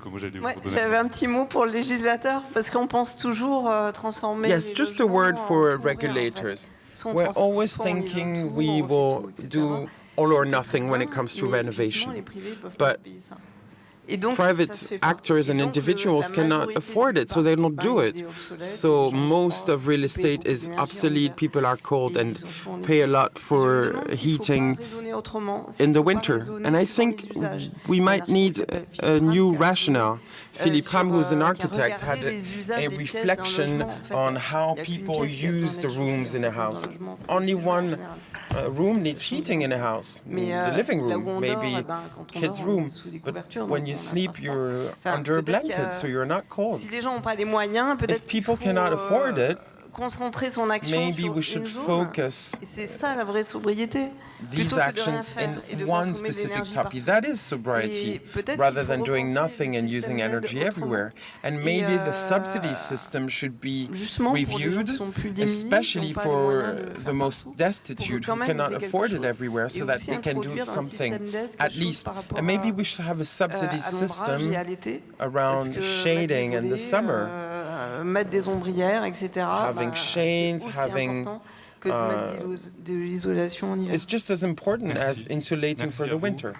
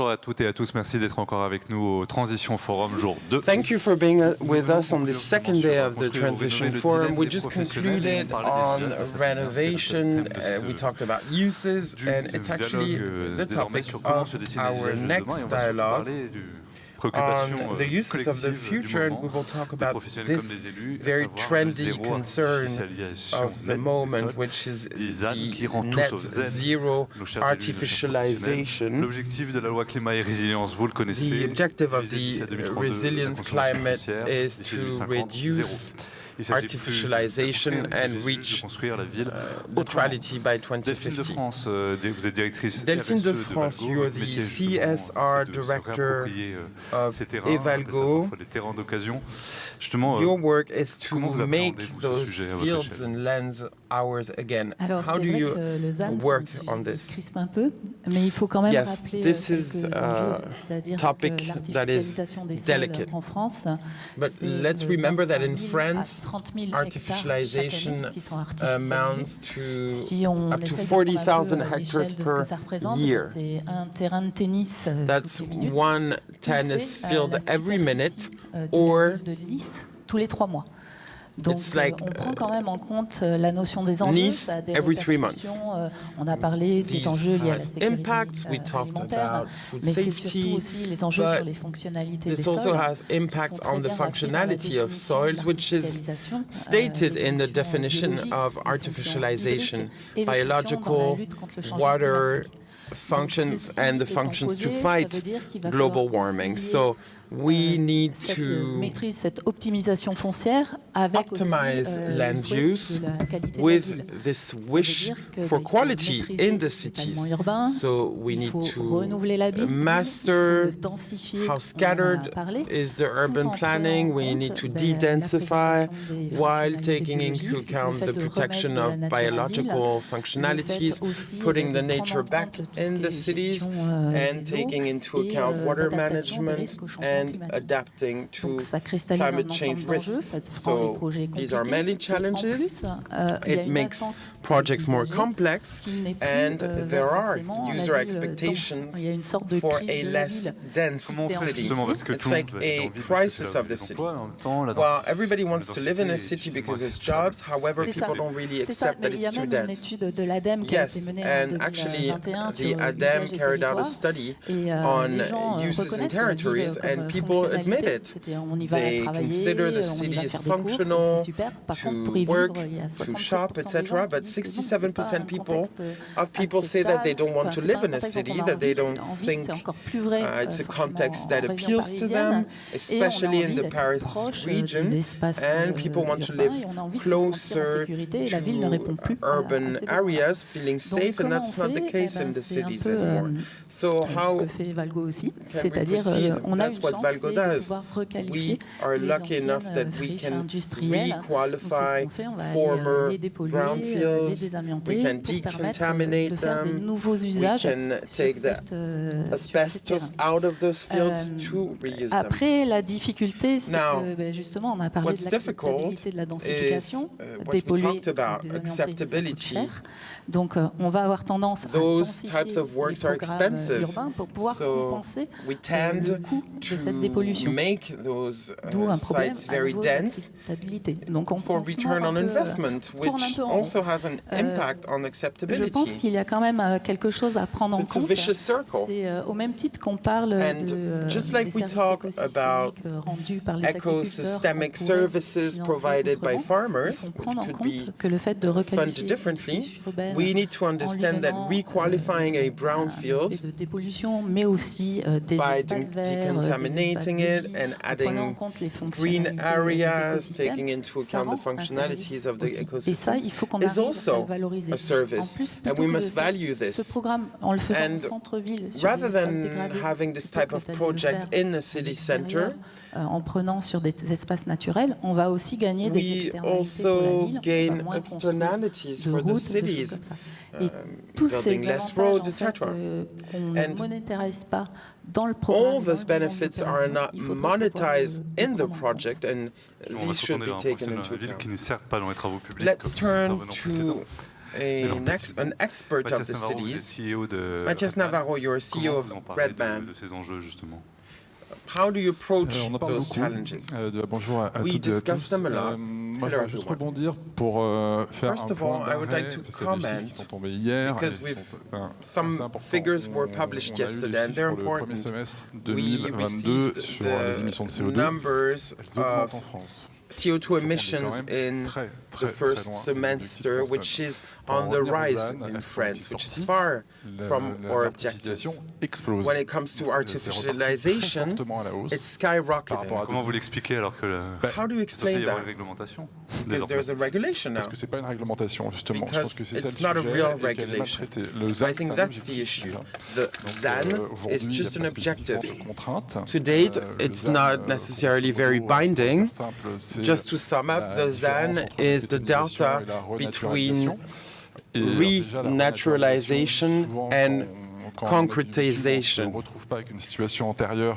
When you get rid of concrete, you don't get back to the previous situation. So this doesn't go very far, and we don't even reach that objective. We've had the Resilience Climate Law, the implementation decree was passed in January, and a decree was passed this year asking the prefects not to implement that decree immediately. So we're taking a step back after just a few steps forwards from the law and the decree. The mayors have asked the State Council to review it because the local systems must be reviewed, and also the urbanism local plans. Is it impossible for this to match? It's very difficult, but I think it's very surprising that we've set an objective by 2030 to reduce by 50%. We're almost in 23, 7 years from there, and we're consistently increasing urbanization, trying to blame the prefects who are trying to implement the law. Yes, we need local coordination, etc., but when mayors trying to do good, when mayors already know that we're going too far with artificialization, it's a shame that we're still expecting, for waiting. I'm in the field every day, and I think it's the case for everybody in this room, and I'm not seeing artificialization slowing down. Every day I see new neighborhoods scattered everywhere in France, outside of cities, with very few constraints. We talked about urbanization, acceptability of urban density, but when it comes to scattering of construction, it's not slowing down at all. It's a shame. Do you see other elected representatives going in that direction of zero artificialization? Yes, because of our activity, we see it in former polluted, contaminated brownfields. There are regulations because of the health consequences of this pollution. So on these sites, they're careful. Many builders are very careful when looking at these sites. So I agree, the regulation needs to be a lot stricter. Also, regarding all of the protected environmental areas, when we say that we're accelerating, great, but there are processes to study the impact protecting, but the risk is we're accelerating, but let's not forget to take into account all of the impact of these brownfields and these works. I was in Saint-Ouen, to the north of Paris, last week. City paid 30 million to decontaminate an old brownfield. 75% on top of the price they paid for the land. Decontamination is expensive, very expensive. It also depends on the uses. We need to think about the uses, about the level of decontamination required. And there are aids from the state. There's the brownfield aid fund. But again, we should tap into these fields that can be used within cities, because there are many factories that are outside of cities as well. So I think that we need to have strict regulations to avoid extending cities and not forget the opportunities of these sites, because technically, in terms of decontamination, we know how to do it. We can do it with decarbonized techniques, in situ, using the circular economy. Circulaire du foncier, du bâtiment, c'est aujourd'hui une obligation, même si... Matthias Navarro, the circular economy of the building sector, it's necessary but complicated, right? Énorme sujet sur le foncier. Land use is a huge topic, including in areas where there's a lot of tensions around housing and buildings. J'entendais tout à l'heure Madame Maisy du GIEC. Madame Maisy from the GIEC was saying earlier, we often talk about offer in these roundtables, but we don't talk about demand. Moi, c'est un sujet qui me tient particulièrement à cœur. Housing demand is something that is really dear to me. I think there are. There's la table ronde précédente, a lot unsaid regarding what we could do tomorrow. We talk about these 500,000 housings necessary that could solve the crisis. I'm not convinced. The housing crisis is not only a matter of quantity. In the years 2015-16, we've almost reached these. Et c'est les années où les prix ont le plus explosé en France. Donc, moi, je ne suis pas convaincu qu'on puisse faire un lien entre ces deux-là. J'ai plutôt tendance à me dire quels sont les besoins en logement et quels sont les gens qui sont en attente pour régler cette crise. C'est en lien avec l'artificialisation, parce que j'ai le sentiment qu'on peut moins construire tout en réglant les problèmes. Et ça, pour ça, il faut adresser les constructions à ceux qui en ont besoin. Donc on sait qu'il y a comment on fait justement pour connaître les demandes qui sont très différentes d'un territoire à l'autre, d'une ville à l'autre? On les connaît, il y a 300 à 300. From one area to another, we know that there's 300 to 350,000 people, street dealers in France, so they're the top priority. C'est aussi une priorité. There are people who need social housing, they're also a priority. We also have people who are in energy poverty. De rénovation. We also need to carry out renovating work pour une grande partie d'entre eux, mais là, tout à l'heure, on en parlait. And refurbishment for part of them, but it's about budget as well at state level. Today we know that the cost of an energy renovation is 40 billion to 50 billion euros for 30 years. So this is. On parle de 1 500 milliards d'euros. We're talking about 1,500 million euros, and today we are trying. Plus tard que 5 minutes, une ligne de 1,5 milliard d'euros qui est mise en place pour essayer d'accélérer les choses. And we are trying to accelerate on this. So there's not enough renovation overall. So this is a topic that is changing in the rhetoric of our government. But last year, we only did a handful of entire renovations. So we're not on the right track for these topics. As for ZAN, we need to give ourselves the means to work on demand. We need to give these new houses to the people who most need them, people who need them to live.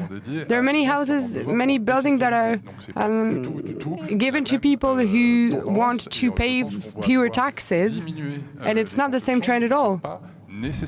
We should stop building houses that are not necessary. Diminishing the number of houses that are not necessary. Who are the people who require your help, Delphine de France? So we are with former industrials who have regulatory obligations because they stop. Également pour des établissements publics fonciers dans le cadre des opérations de réhabilitation urbaine. We also have people who are going to buy a land to then re-qualify this urban area. Then we partner up with promoters as well. The specificity of Valgo is also because we bought polluted sites and we decontaminate them and give them a new function. It was the case with the biggest project we carried out in Petit Couronne, in a former refinery, Petroplus refinery. We don't need as much refining in France anymore. So we decontaminated that site and we gave it a second lease on life. Now it's a logistic platform, so it meets the needs of the city. Our city needs this platform, but we didn't need to do it on a land, on an agricultural land. It's on a brownfield. We're not going to repeat what Nicolas Dufourcq said yesterday, but we need to do both decontamination and renovation. L'enjeu de la décarbonation est un enjeu très fort chez Valgo. This is something really important at Valgo. Our shareholders are really committed to this. Can you tell us who it is? It's Tikeo Capital, so it's a transition fund. So this led us to accelerate on these topics. But concretely in the field, we work with our R&D service on techniques because we need to be as close as possible to the activities on the field. It's not only in the daily business of companies that we're going to find a solution. Technical solutions to decarbonize are absolutely necessary. En une minute, Mathias Navarro, une technique. Mathias Navarro, 1 minute, a technique to decarbonize and meet the needs of people. At Redman, what we do is there's always construction that is necessary, and when we start building, we need to absolutely commit to low carbon. We also have post-carbon projects. We're trying to think about buildings that don't need energy to work, and it's extremely interesting. We were talking about this earlier. 50% of the carbon footprint of a building is its functioning. So today we know that at individual level, at the level of a house or a building, we can build a building or a house that needs no aircon, nor heating. It's difficult for entire buildings, but it could be a goal that we set ourselves, because the best energy is the energy that we don't use. When we don't need to use energy, it's much better. Thank you. We're right on time. Thank you both.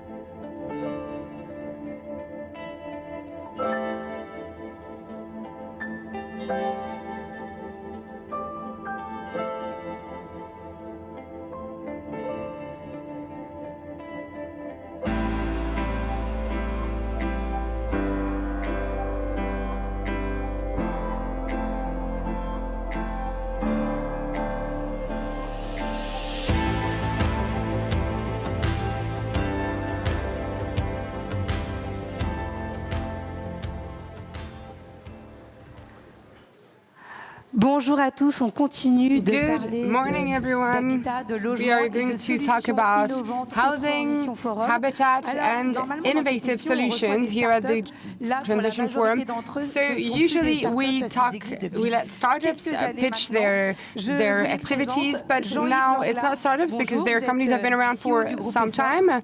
Jean-Yves Langla, you are the Bonjour, donc, CEO plus of des the startups, hein. SR Group, so it's no longer a startup, right? Il faut toujours le garder. But we still have the spirit in mind. We need to always keep it, right, and be as flexible as possible.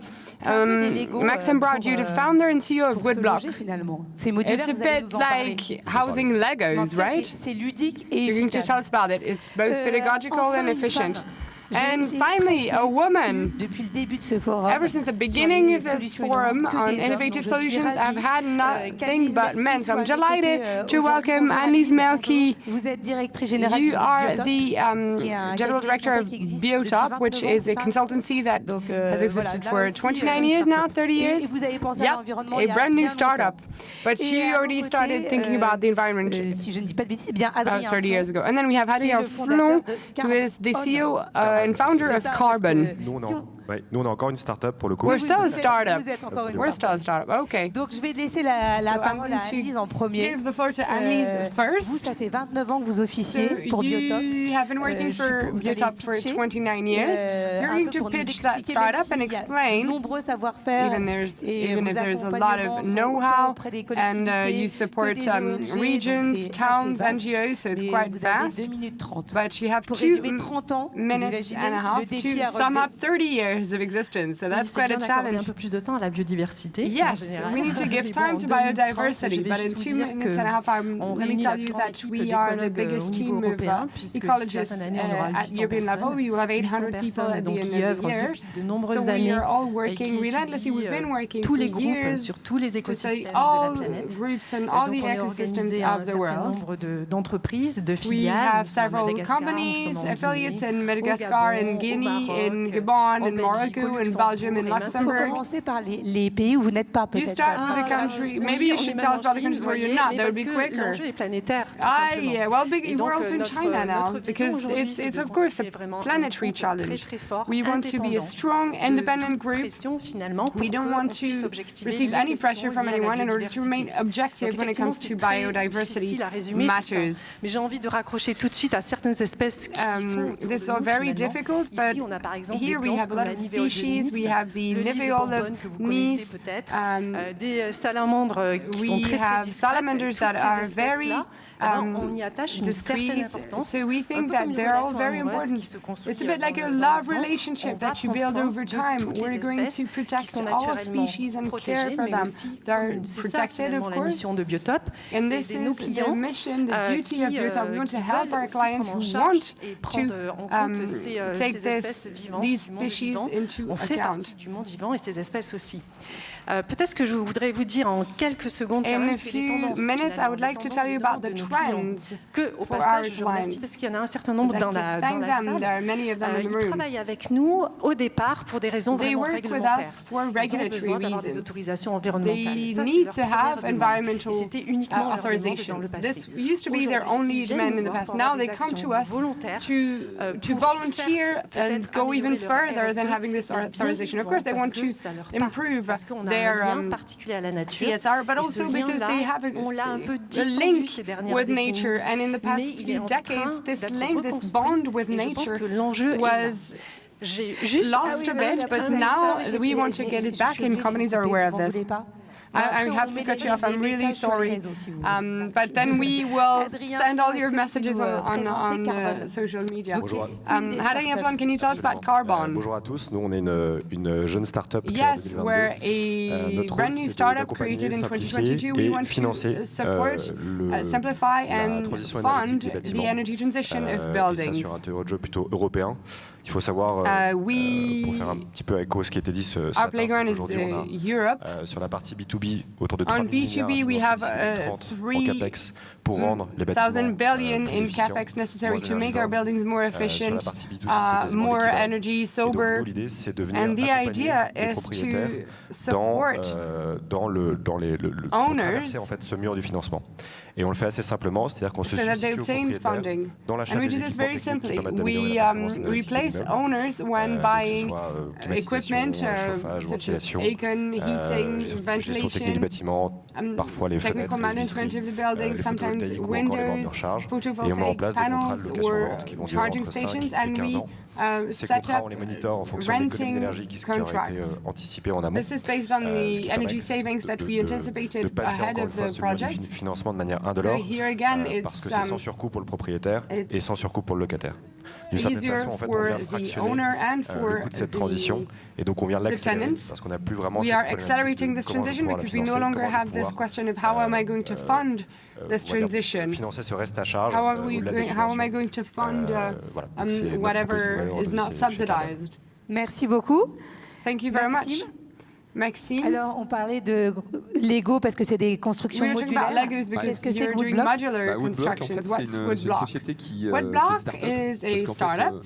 Moi, j'ai réalisé plusieurs POC pour en arriver là. Et aujourd'hui, Woodblock, c'est une société qui construit des bâtiments passifs modulaires. Alors, Mathias, tout à l'heure, m'a fait une transition magnifique. So Matthias did a perfect transition earlier. A passive building is a building where we don't need heating, so we'll need 1,000 watts for a 80 square meter house. So for each of us, we need 100. Each of us is a des bâtiments dans lesquels on va avoir un confort d'été exceptionnel. These are also buildings where we're going to be extremely comfortable in the summer. This is a project that you can see on screen that we carried out. It's the highest performance building in France. It was delivered in 2020, and I'm following its consumption right now. And in this project, 2 years later, mes clients m'appellent Maxime, ils m'invitent à boire et à manger chez eux. Call me by my first name, they invite me anytime, they thank me, because today they only spend €1 of energy for their building. And they're saying the energy crisis was so sober, we're not even careful because et ça c'est génial. Et this house doesn't use any energy. So these houses were built with panels, and now Woodblock is going to go even further because we're going to have modules in an assembly factory where we're going to prefabricate 80% of the building so that it can be built in half a day. And we can have solutions on va voir se déplacer vers la rénovation pour remettre des gens en situation alors qu'ils sont en situation d'échec sur le chantier, pouvoir apporter effectivement des solutions innovantes et répondre à la question que moi je me suis posée en créant cette société. I asked myself when creating this company, which was to say, how will I do in the future to sell houses to people tout un tas de raisons, ils veulent être indépendants, ils sont want to be independent, et en are même going temps to struggle to get a loan, and to also take on the challenge of transition and help legislators. I want to have an edge with almost zero energy buildings. Je fais comment pour combiner les deux? And I thought, how can I do both? And Woodblock is the addition of all of this. We're bringing a solution with many different systems, and I could spend all day telling you about this, but I only have 2.5 minutes. So. Mais en tout cas, en plus avec les images, ça donne envie. But with these images, it's really attractive. Thank you so much, Maxime. Jean-Yves Langla, Essor is a big group. Oui, enfin, par rapport aux startups, compared to startups, I mean, c'est vrai que d'habitude on n'a que des startups, donc vous only have startups, so you stand out a little bit. Quelles solutions innovantes vous apportez? Innovative solutions do you bring? There are 6 different branches, so try to be brief with the time that is allocated to you. So we have several jobs. We are consultants, engineers, builders. When we started to tackle this problem of the energy transition, we started thinking about the use of space as well. It's the first question to ask ourselves. When it comes to artificialization, we created an activity which is brownfield and decontamination. That's what we do. We buy brownfields, we decontaminate them, and we build a future for them. And we come up with new uses. So this is a former toxin factory to the south of Fontainebleau. Le Loing, c'est l'eau qui alimente Paris. un eau potable. Cette friche, elle est polluée en plomb, en amiante. It is the water that goes all the way to Paris. So there's asbestos in this factory, in this brownfield. It's been like this for 10 years, and we're going to buy it in the weeks to come. And with Anouk Lejean, who was here a few minutes ago, we're going to try to find new houses, new ways to live there, to make this city more attractive, to have the right type of houses, to re-nature this area. We want to recreate something to the shores of the Loire. We want to make them more natural. On va aussi ce projet à travers la conservation de la mémoire du lieu et une conservation assez massive des structures béton qui existent déjà pour éviter justement de déconstruire trop. Donc, we want to use the concrete frame. So we're going to build houses in the existing à la mémoire industrielle de ce lieu, and we are going to keep the industrial memory of this area in this village. This is what we're concretely doing for transition. We have other activities, but I wanted to be brief, so this is my passion. I can tell it's your passion. Thank you so much. Please stay with us. Please give them a round of applause. L'un d'entre vous One of you is going to receive the BPI and La Tribune reward with beautiful trophies. And from 1:30 you will know who won that award. Thank you so much.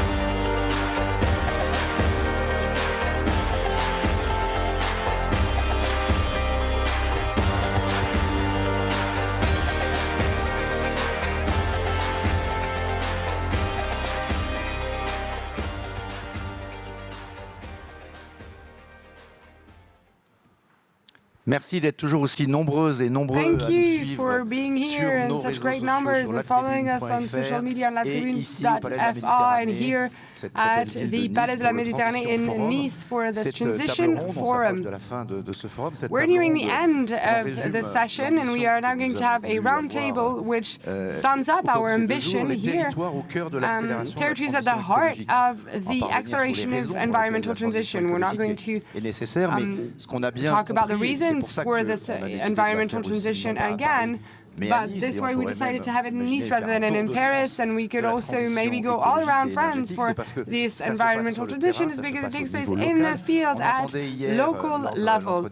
Yesterday, Agnès Pannier-Runacher, the Minister for the Energy Transition, in France we don't have oil, but we have gas stations, so we could have, for instance, shades or photovoltaic panels or other things. So we see that the matter of the land available and acceptability is at the heart of this project. In order to talk about this, we are lucky to have Isabelle Patrier with us, the French director of Total Energies. We have Arnaud Bazir, the Executive Director for Suez Water in France. We have José Santucci, who is the Executive Director of Crédit Agricole for the region. We have Olivier Sichel, who is back.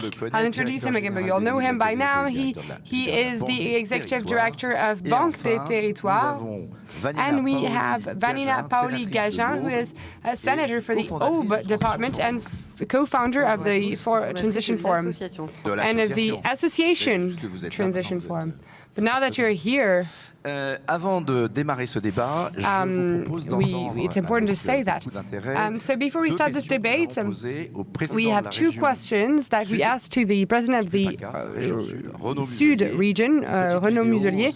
Here's a quick video, 5 minutes of video, and then we will start our debate again.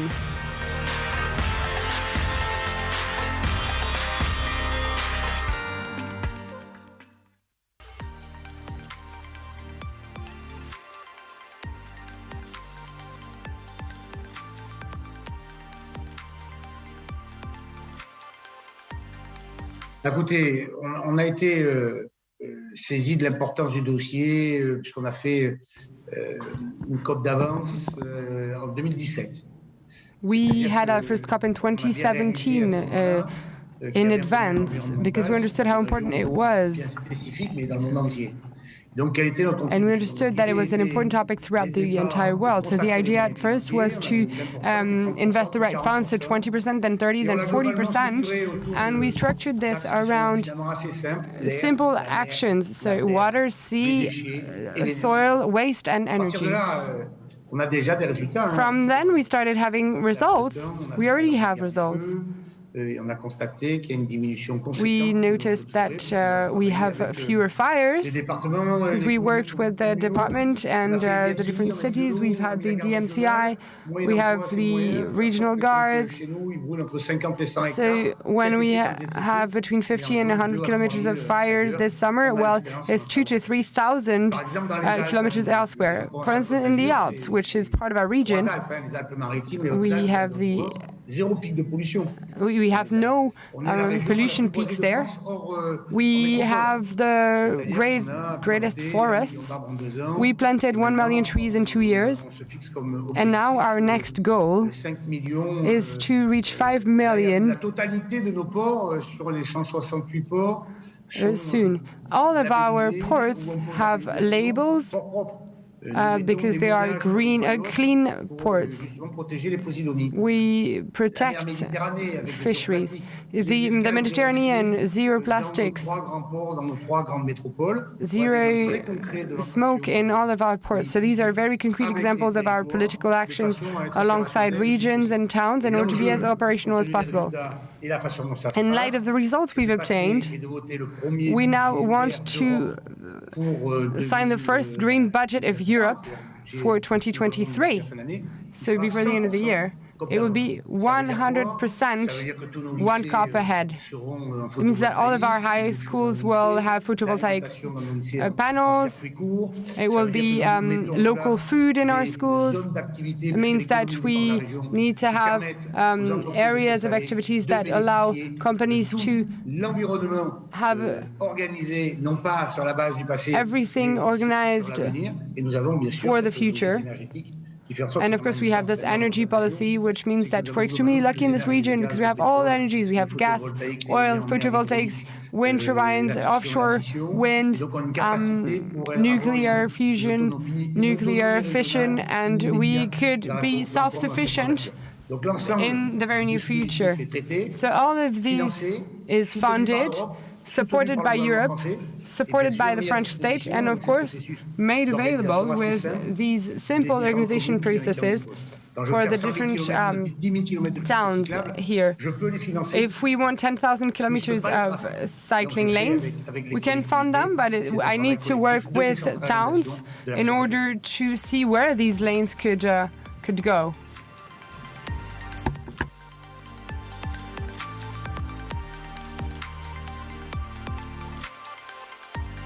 Alors, il y a plusieurs volets dans ce que vous dites, c'est que vous avez des catastrophes naturelles. So you're talking about natural disasters. Some of them are very significant, so there's a regional solidarity that starts right away.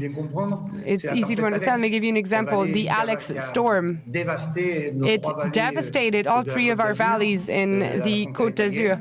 to the Italian border. What did the region do?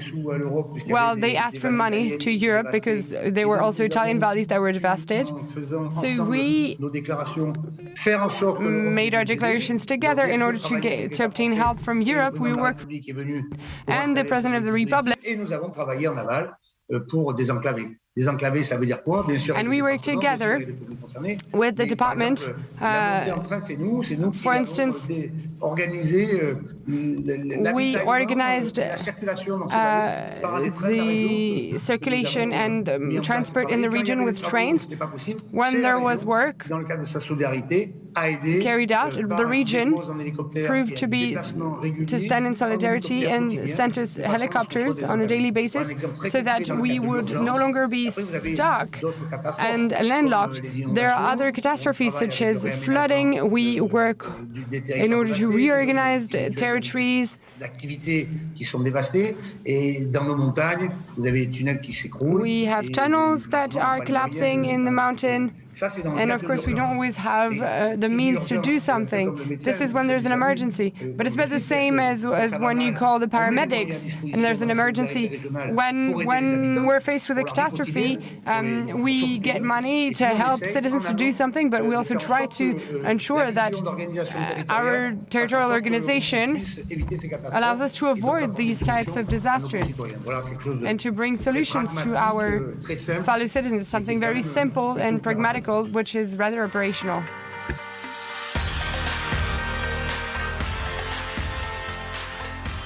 Bien, vous avez compris que Renaud Muselier n'a pas pu être présent, mais il est parmi nous. As you understood, Renaud Muselier is not here. He couldn't come, but he's with us in spirit. In this region that is very dear to our heart and one of the most exposed to all those transformations. Pour commencer peut-être cette table ronde, peut-être je vais me tourner vers vous, Isabelle Patrier. To get started, I will turn to you, Isabelle Patrier. Un moment, et c'est ça la thématique de ces deux journées, c'est l'accélération. These 2 days are about acceleration. Et le sentiment que So we want to accelerate, but we also feel like we're already lagging behind. So when it comes to renewable energy, why cannot we accelerate? There's a bill that is supposed to make things easier. Do you feel confident that TotalEnergies, which is transforming into this revolution, to be able to produce more renewable energy? What are your ambitions?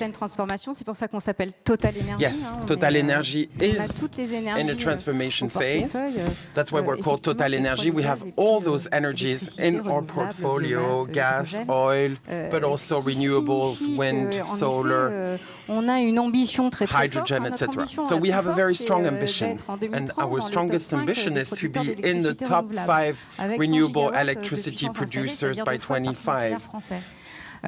Force est de constater qu'on arrive à se développer. Aujourd'hui, on a atteint plus de 20% de notre objectif. Admit that we've already reached 20% of our objectives, so we're in 22, we're on the right track. However, on est très fort dans un certain nombre de pays, we're very strong in certain countries or continents. For example, in the US, TotalEnergies is in the top 5 renewable energy producers in the US since this year, same in the UK, in Scotland, in Korea, Taiwan. We can develop. We see that this renewable energy is necessary, and it solidifies us in certain countries, but in France, it's more difficult. Although in France, TotalEnergies is the first biogas producer, and we're talking about energy sovereignty and gas, so we should highlight this. And TotalEnergies also has 350 renewable energy production units in France. However, the acceleration bill cover this topic, how difficult it is in France to set up a solar farm within less than 3 years, like it can be done in Germany, because in France it takes 6 to 7 years, up to 10 years for wind farms, qu'on connaît bien au large de not to mention offshore. Let's look at the case in New York. They have a wind farm because the state and the region give clearance, and then they set up a bid system which is much faster. We might get to accelerate in France too. Do we really want to develop renewable energy in France? This aspect of acceptability might be an issue. Do you think this will change due to price increase? You said that you want to develop projects with partners who don't even come to France because it's too long and too complex. I think we're all convinced that we should decarbonize. We've closed half our refinery sites in France. We've reconverted them, and we do believe that this is the track we should be on. Yes, we need renewables. But when you ask somebody if they want to decarbonize their energy, they'll say yes. If they need to give you an authorization for a solar or wind farm, it's trickier. So the question is the following. Should we offer people to decarbonize, but if they don't want this type of energy near their house, what is the alternative? What's the alternative if tomorrow these people don't want to develop renewables? And there's a real issue around acceptability, and we probably must educate and explain to our citizens what we're doing. Talk about gas, green gas. Arnaud Bazir. Aujourd'hui sur cette filière. You work in this industry. On avait hier avec GRDF l'idée de. Yesterday, GRDF talked about moving to 100% of green gas by 2050. How can we proceed to convince the most reluctant at local level? It's not the only issue, but this is one of the revolutions that we must carry out. During the past centuries, the Cloaca Maxima in Rome, water sanitation was perceived as a hygiene issue.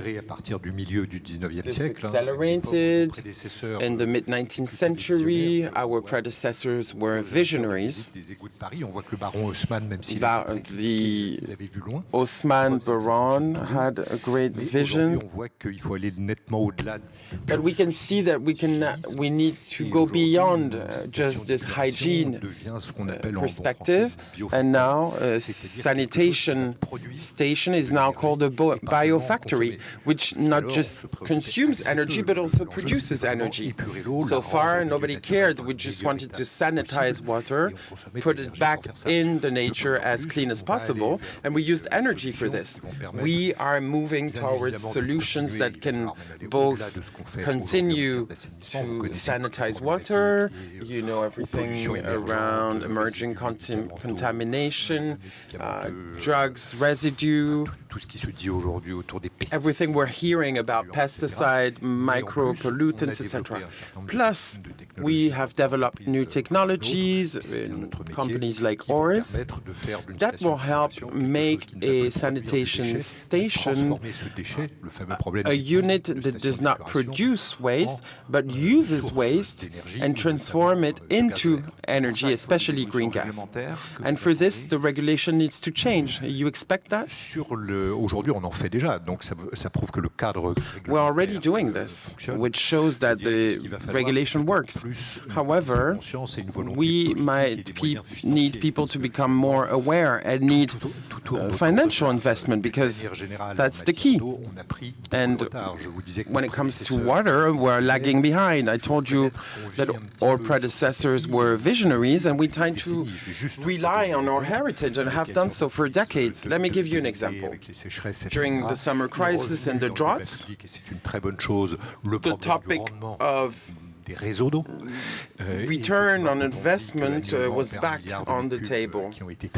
1 billion of cubic meters have been sanitized, which has a carbon footprint. We're using chemicals to sanitize water, and 20% of water waste is going back in the soil without being used because there are leaks in the network. It's a very easy calculation. In average, we replace 0.5% of water networks in France every year. No need to be an engineer to understand that a network can last 200 years. And let me tell you, it doesn't. Usually, the life cycle is at best 50 or 60 years. In general, our heritage when it comes to our water network or plants, be it drinking water production or water waste treatment plants, are lagging behind. We should spend 17 billion euros within 5 years to maintain and renovate this network. So there's clearly an issue of public investment. En préparant un petit peu cette table ronde, on évoquait cette idée assez simple en fait, mais qu'on a du mal à appliquer. Paoli Gajan, we talked about producing where you consume. Isn't that the real issue and an intellectual disruption that we are going through? It is an obvious truth, supposedly. So how come over the past 40 years we've had a different reflection? We had a different reflection because there are people who spread that message, that idea of a France territory without plans, without production. Et on a fait rêver tout le monde avec une société de col blanc. People were dreaming of a society of white collars with only services industry, and this is the deep roots of the challenges that we're facing. But I think this is over. Due to a health crisis and a war, which is quite dramatic, but I'm just going to say obvious things today. Yes, everything we can produce in our country must be produced in our country to decarbonize, because this is quite fast. We have less imported emissions, which is also good for our trade balance, but we also need to impulse this, reindustrialize the country by decarbonizing and by using the industry as a chance to decarbonize our economy through the support to industrial startups, which do not get the same fundings as bénéficient les entreprises de la tech. On a bien fait de le faire. La French Tech est companies, rightfully so. French tech is a success. So, how about green tech?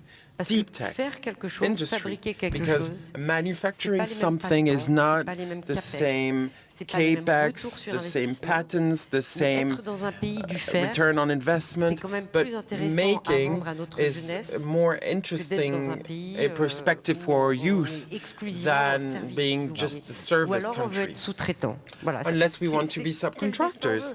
We need to choose our destiny. Do we want to be subcontractors, or do we still want to produce? And to do this, we need to les dizaines, centaines de milliers upgrade de PME, all the hundreds and thousands of small and medium businesses in our country, so that they can be aligned with those decarbonization ambitions. But I'm quite optimistic. I think that this is a story that can excite the new generations, and we've seen it. All the new startup-ers are recovering difficult things like manufacturing sneakers, textile manufacturing is difficult. Yesterday you had an entrepreneur representing Petit Bateau from my region, and in my region there was a lot of industrial delocalization. Eh bien, ces entreprises, en fait, très traditionnelles, très patrimoniales, qui ont une valeur affective that have an emotional connection with French, which is huge, and they capitalize on this. We can get out of those difficulties, which is cost of labor and price competition, thanks to investment, to decarbonization and working on the brand and what's the story we're telling the world when we sell a Petit Bateau t-shirt. Just a word on the Biogas Valley cluster that is in your region, which relates to what we said earlier. Were you ahead of your time? I think so. And actually there's somebody in the room who knows this topic very well, Lionel Lemont, the CEO president of Transition Forum, because the government in the Aube department decided to partner with the private stakeholders. It was called Holding Vert, it's the ancestor of Aqua Asset Management, in order to help an industry emerge in France, methanization. Why? Because we missed the wagon of solar.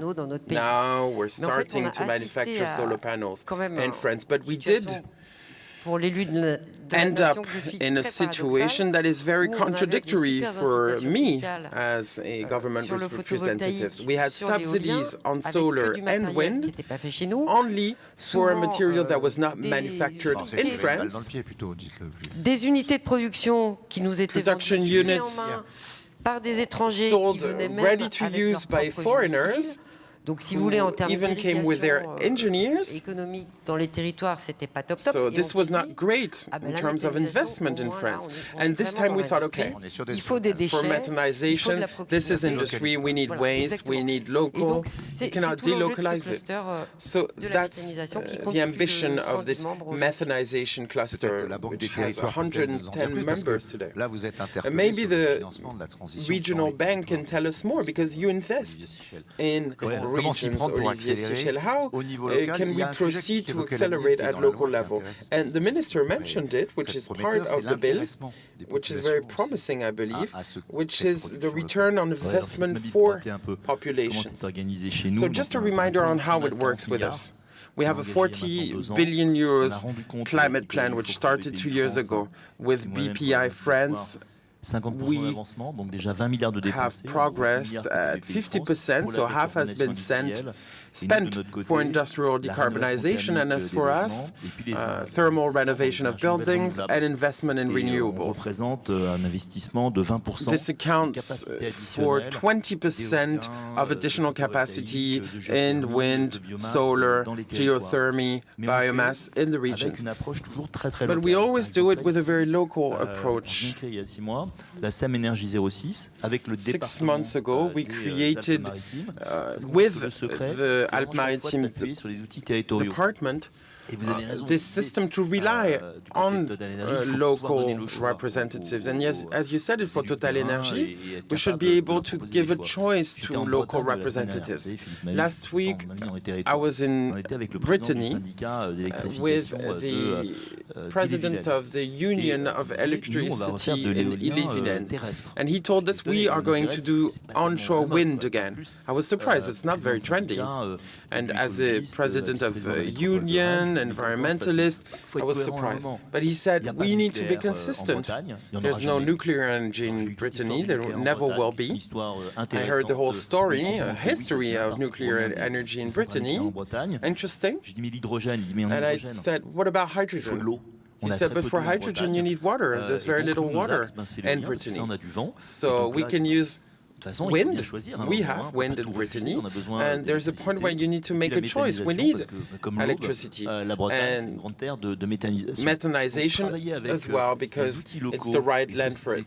So when you work with local representatives, industrialists and entrepreneurs, you can make those solutions acceptable locally. Let's turn to you, Crédit Agricole Provence-Alpes-Côte d'Azur. You are the heart of people's expectations, companies and individuals, in a region that faces many droughts, but that also has resources like the sun. So how do you apprehend this, and how do you think we will accelerate and change? Nous, le rôle qu'on essaye de jouer dans cette révolution et de réinventer notre économie, c'est the role that we're trying to have in this economy. La notion de banque du territoire. We are discussing this concept of bank of the territories. Et partout. Et ce qu'on peut apporter à travers ça dans notre réflexion, c'est déjà qu'on a décidé d'être responsable to this is of course to be responsible for our CO2 emissions, but also all the customers that we fund.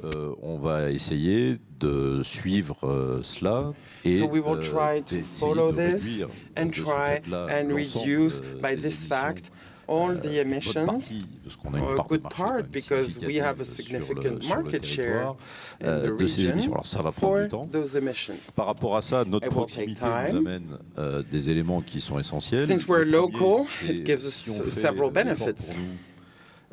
If we make the effort for ourselves, it's both to be a visible example, but also to find solutions that are adapted to the local context. For example, we just rebuilt our administrative site in Manosque, which is a positive energy site. It has a gold label. We hope we'll get that label. The site just emerged. It will be operational soon. And through this, we also want to demonstrate, because we worked with local stakeholders, to demonstrate the capacity to have adapted solutions as close as possible to the region. For example, with the sun, self-consumption, in that region, one could expect that many people on va essayer d'apporter ce qui est, je pense, une autre de nos forces. We are going to try and bring one of our strengths. Being a local actor, we have strong trust with our customers, for example. We realize that with individuals, en photovoltaïque, the equipment of individual solar panels in such a sunny region is quite small. Mais il y a aussi des sujets de political and administrative issues, but there's also an issue of trust. We've realized that those markets often attracted the operators that were not so reliable. And there's also an issue of support, of long-term support, which we provide with funding or not. But we always have a commitment to our customers because we live next to them.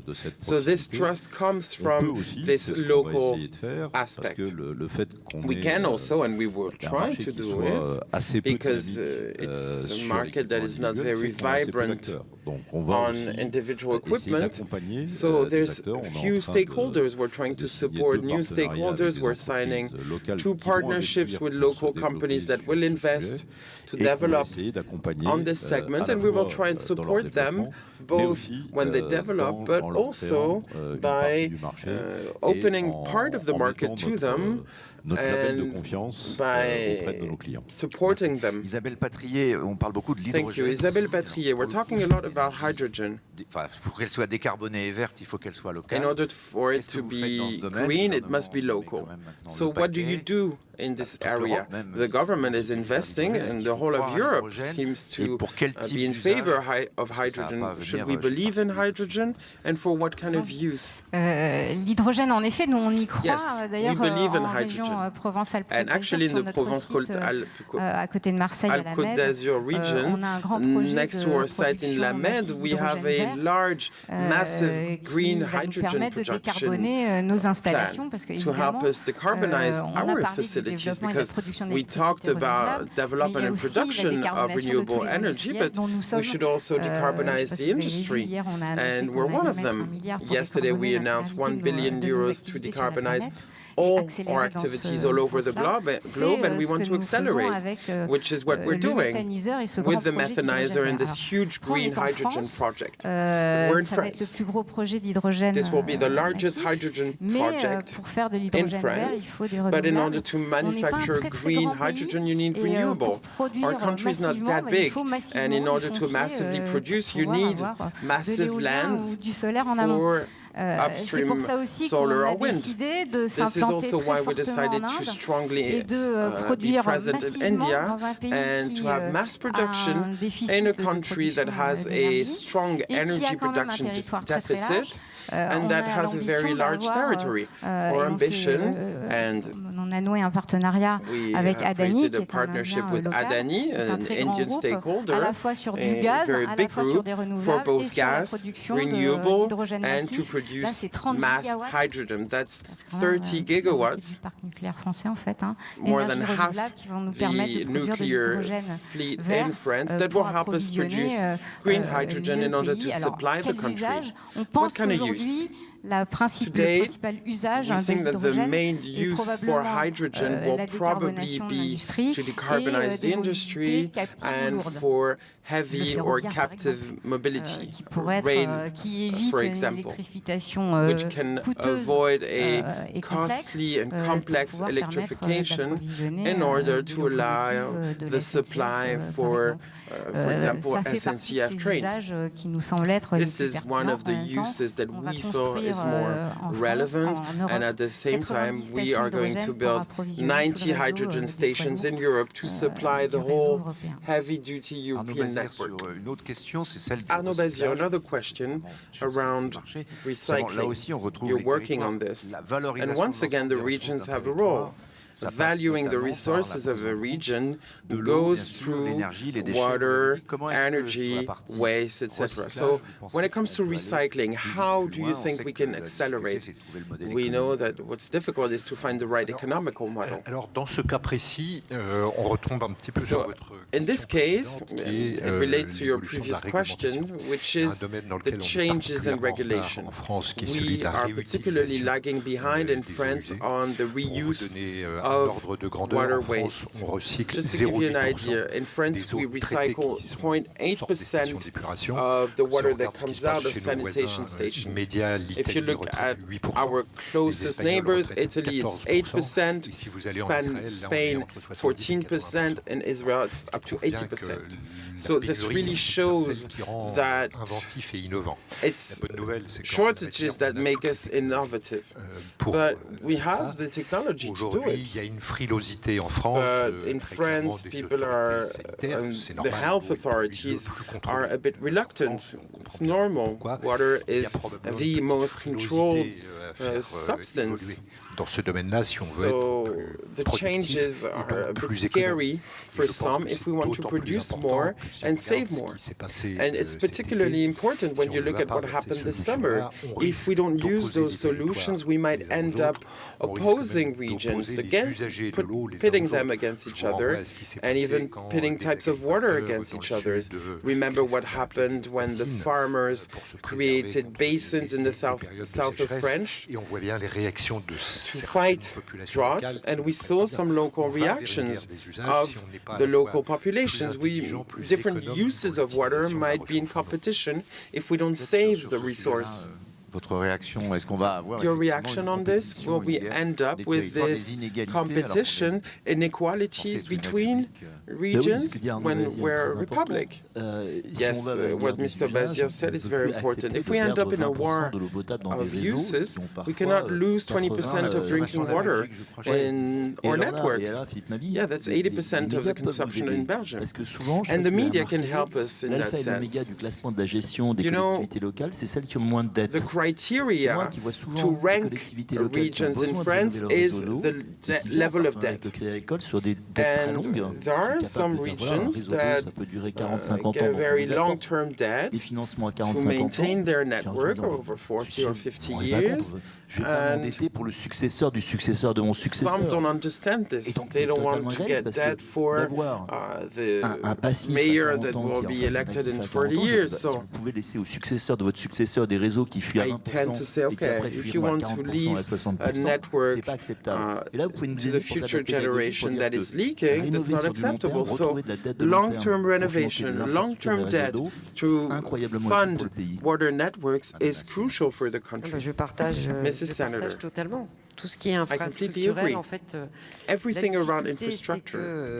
What's difficult, ça n'est pas mon cas, mais quand on est un élu, en fait, on as an elected representative, usually you should penser, agir, legislate, think, act for a longer period than yourself or your term. Unfortunately, et personnellement, je ressens ça très fortement. Alors encore plus. Personally, que dans les domaines I can really sense that. even more dans le domaine de la than forêt, for parce que je suis infrastructure présidente de when it comes l'association to des forests. forestières de mon département. I'm the president forêt, of ça nous the dépasse Association de of très, très, très Forestry loin. Donc, Towns un in my maire department, d'une and this commune goes forestière way va beyond devoir our gérer generation. durablement A mayor sa forêt must manage temps où, its forest for a much longer Ce qui est en train de se passer aujourd'hui, c'est pas sûr qu'on aura encore des forêts, parce qu'avec la sécheresse. We're not even sure we'll on est still en have train de forests in the vraiment future. trouver des solutions. Well, J'ai pour ma part we're really déposé trying une to proposition find de loi pour solutions. valoriser les I've externalités made a positives bill de la forêt, y proposal so we compris can son value rôle de the captation de benefits of carbone. the forest, Donc, including nous y travaillons. its C'est autant de capacity sujets to passionnants absorb comme ceux que nous avons CO2. abordés This is a very au cours interesting de ces topic. 2 journées, mais tous les champs des possibles sont ouverts. Il faut All juste qu'on options essaie are on de the penser table. autrement et We de just need to penser have au-delà a de nos different way to think petites and to vies humaines. think On va beyond conclure avec les our deux small entreprises. human lives. Si vous avez donc 2 demandes, là on est en train de faire de la planification énergétique et écologique. On voit bien qu'on vit cette période de bascule, donc l'un et l'autre.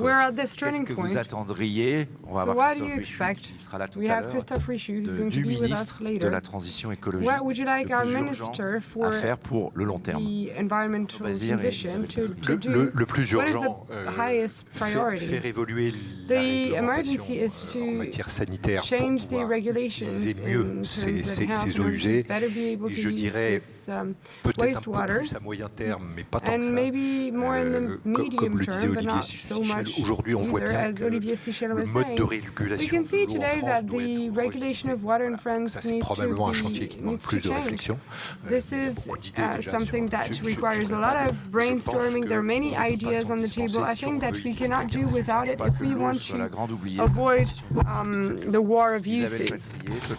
Water must not be forgotten. Comment oui, on a remarqué, mais Isabelle Patry, your company does not always si vous avez vous aussi des attentes pour devenir a good image in the press. Do you have expectations as well? What can you do to become this great decarbonized zero carbon company in 2050? We've already reduced our mix quite considerably. We're expecting you to go farther and fast. So to be very fast in France, we have our headquarters in France. Intéressant. C'est d'accélérer effectivement les procédures, de simplifier ces procédures, de savoir où on va avec une vraie planification du territoire énergétique. Je crois qu'on a besoin de ça aujourd'hui. Et on a besoin aussi de raisonner local. Et on l'a dit à plusieurs reprises. And we also need to think locally. This means that when we have a project somewhere, when we have an offshore wind farm or we have biometanizer, we need to think locally with local partners, with local skills. I think that we've talked about young people in this generation that want this energy transition. If we don't tell them right from middle school what are the jobs that are promising for this transition, and that we forgot them in the past few decades in France, we didn't value them. We need to create local companies for electrolyzers, for wind turbines on our territory. So let's step up our game, organize ourselves. So the Ministry of Education should become the Ministry of the Energy Transition. Well, they need to work together. So thank you all for being here and taking part in this debate. Ça commence comme ça, par des gens qui veulent changer les choses. Une maman qui choisit d'acheter des produits locaux directement aux producteurs. Une famille qui éco-rénove sa maison.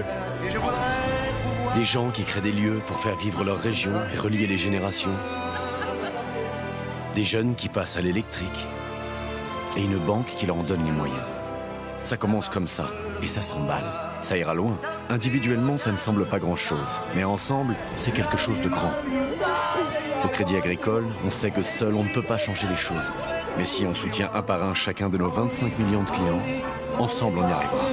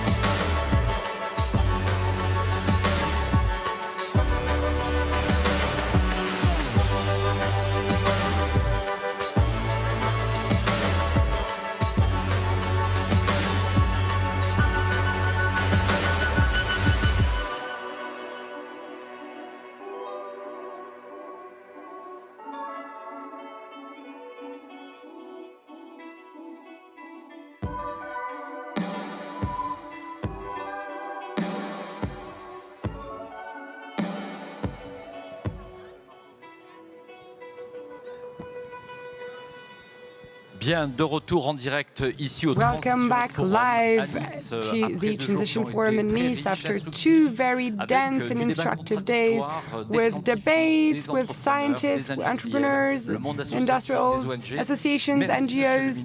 Thank you, Christophe Béchu, Minister for the Environmental Transition and the Cohesion of Territories. Thank you for being here with us in Nice to be our guest for this closing roundtable. In this debate, there will be 4 different people with different backgrounds, but very complementary, and they're going to interact with you. First of all, Marlene Dahlbeck, you are at the head of the 3,000 Stations of France. In a few days to come, the president of the metropolitan area and mayor of Nice will launch a multimodal station, and it is part of this transformation. We have Bertrand Badré. You published a book last year. Do we really want to change the world? And we will answer this question in a few minutes. We have Emmanuel Duez, who is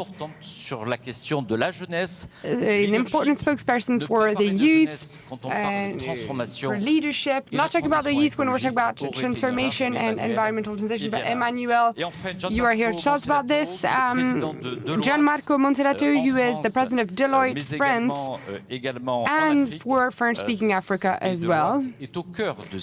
Deloitte is at the heart of these topics. There are many heads of companies, and we wonder if this transformation is also possible for the challenges of companies, stakeholders, employees. But first of all, Christophe Béchu, we often say that you took the time to really take the reins of your ministry. The theme of this forum is acceleration, so we feel as though we have now a catalyzer.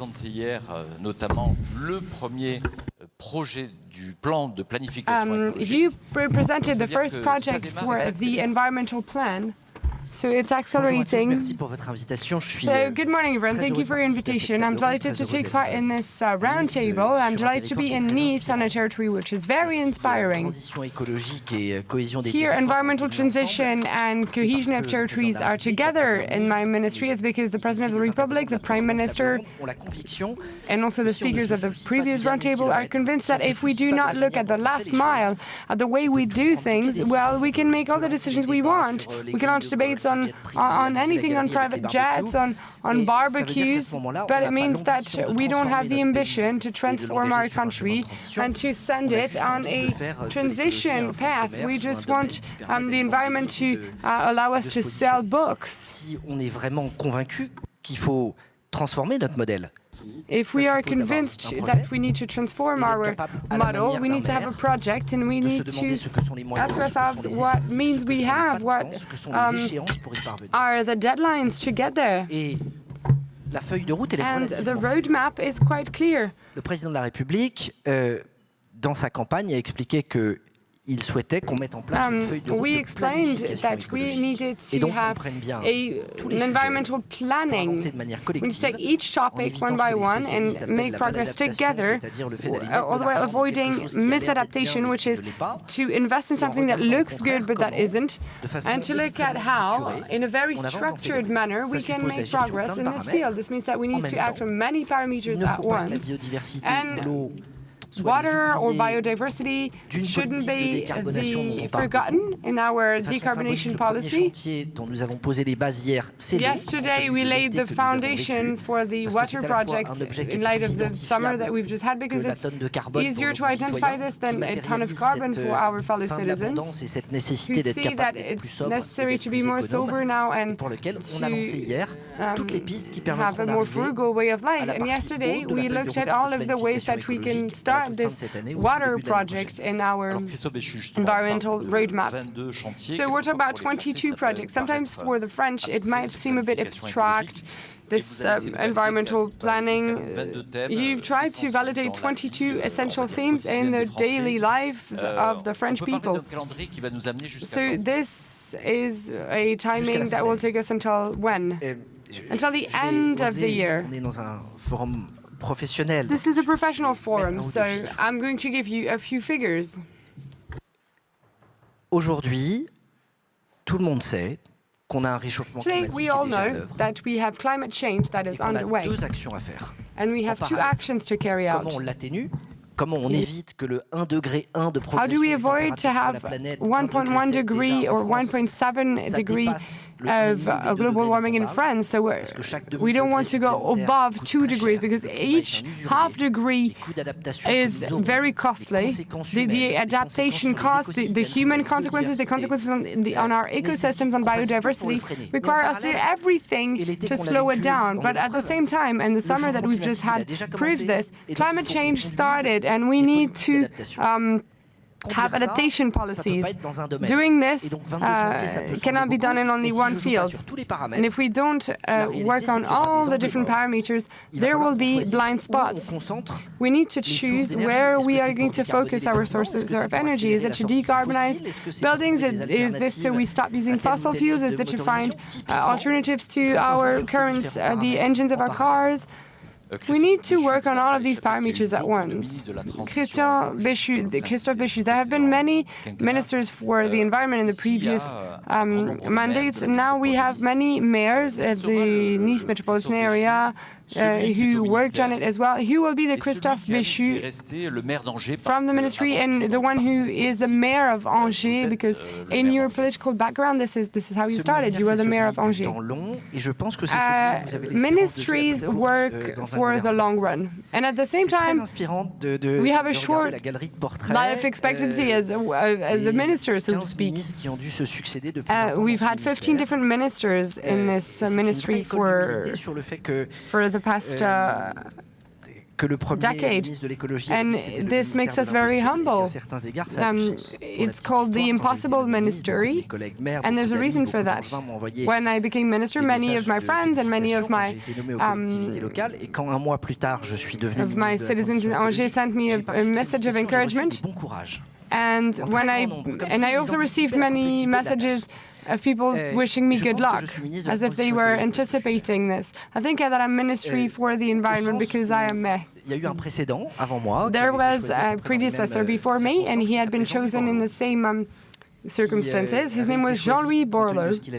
He had been chosen because of what he'd done in Valenciennes.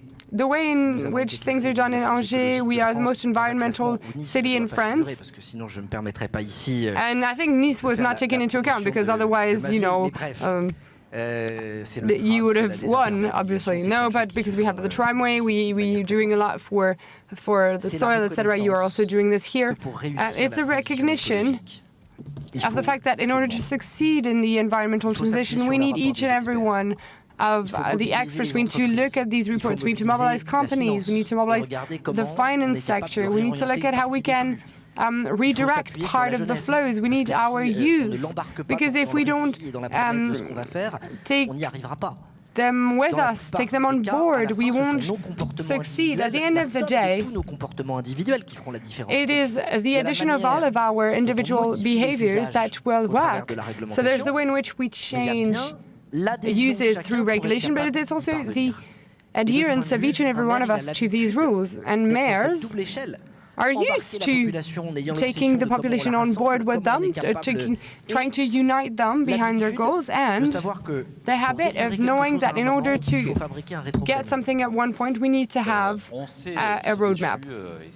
Christophe Béchu, this is also in the press at the time. We know that there are negotiations between the Minister of the Environmental transition and the Minister for Finance. Is never easy, and it's important. Do you have margin for maneuver? You're preparing the 2023 budget as we speak. You seemed rather satisfied with the progress, and at the same time, some people consider that it's not enough. So what's the right goal on the horizon? To give the French the impression that in this time, during this mandate, we're going to put in the effort. There are two questions in one. First of all, Prouvez-moi une déclaration d'une association considérant qu'il y a trop d'argent dans le budget aux collectivités. Associations never consider that there's too much money allocated to regions and departments. This never happens. Les associations expliquent so associations explain that we need more. Les associations d'élus, ce sont aussi des associations of elected officials are also trade unions defending the interests of regions and departments and towns. So they insist on the fact that they need more money.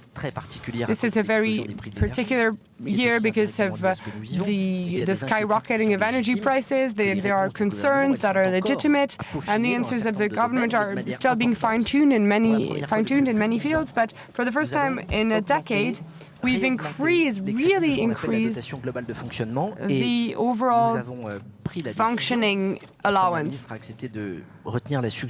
We decided to launch a green fund of 1.5 billion to help cities to create cooling islands, protect biodiversity, use brownfields, etc. With the Ministry of Finance, when you've been a minister for 6 days and you're facing a minister who's been around for 6 years, of course, in terms of experience, the negotiating techniques, the habits, they're not the same. Now, in a much more serious argument, we're a team. We're all on the same boat for the future of France. My obsession is to ensure that what we've done is visible and that what we still need to do is visible as well. We need to make decisions that are perfectly aligned with our climate goals. Our country signed budget commitments to limit its deficit, to try to stay on track, and we need to send feedback to Brussels on a roadmap of public funding. We need to always remember that we've not only signed commitments in terms of budget, but also in terms of the climate. We committed to reduce our CO2 emissions by 55% by 2030. Where are we now? Where do we stand? We always talk about our deficit and where we stand with our deficit and say we cannot add money, otherwise we won't stay on track. This is part of the public debate. We all know that, in spite of the policies during COVID. But for the climate, no one knows. We're at minus 23% compared to 1990.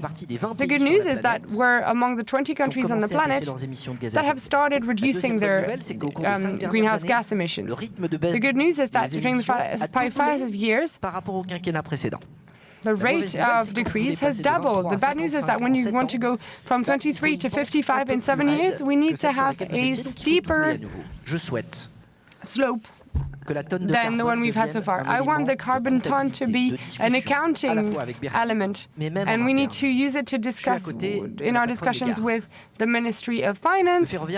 I'm sitting right next to the director of the SNCF. When we see the amount of money that we have to spend, being capable of saying that such project has that climate impact more than another, maybe we should start with the one that will have the biggest impact. Renovation. We spend billions of euros in renovation, but we're talking about housing, number of houses, and not number of GHG emissions avoided. And this is what it's about. If we manage to integrate this dimension, we will have more objective decisions that will be made, and we will have a dialogue with the Ministry of Finance that will allow us to reach both goals. First of all, to abide by our financial commitments, and also to abide by our environmental commitments. We need to protect the planet for future generations. Last year, at the Transition Forum, we had Bruno Le Maire and Clément Beaune, who talked about Europe at length. They talked about the Green Deal. We don't talk about it as much recently because, indeed, we have this division of the world, this new world that we see at our borders. Where do we stand now with your counterparts in Europe? because the French are aware that they're not going to be able to do everything themselves. Yes, of course, France will not be able to do anything on its own, and neither will Europe. It's also one of the new faces of climate skeptics. We often hear there's no point in making too many efforts because we only represent 1 or 2% of the GHG emissions throughout the planet. So we justify ourselves by saying we're going to wait on the Chinese, on the Americans. So this type of thought goes against what I consider to be our individual duty. A simple way of thinking is saying, for instance, it's not because my neighbor's apartment has higher flames than mine that I shouldn't turn off the flames and the fire in my own apartment. Europe is really ahead compared to other continents in this field. We're the closest continent to respecting our commitments. It's the place where we can elaborate mechanisms that we need even in our country. Let me give you a single example. Last year, a fortnight ago, Parliament voted on a regulation to fight against imported deforestation. In very simple terms, thanks to this directive, if people want to sell a product in Europe, they will have to prove with a certificate that will be granted only if there have been satellite images proving that they have not used deforestation in the production of their goods, so that we avoid accelerating the deforestation in the Amazon or in Congo or other areas that can also store CO2. There can be increases in costs, but we don't want environmental dumping. For instance, if we start using green hydrogen, if we stop using fossil fuels, but at the same time we continue to import goods that come from countries where they do, well, our footprint will decrease in France, but there's no point if the global one continues to rise. So we need to have very determined nationally, and we need to have mechanisms at European level to ensure that there's no bias.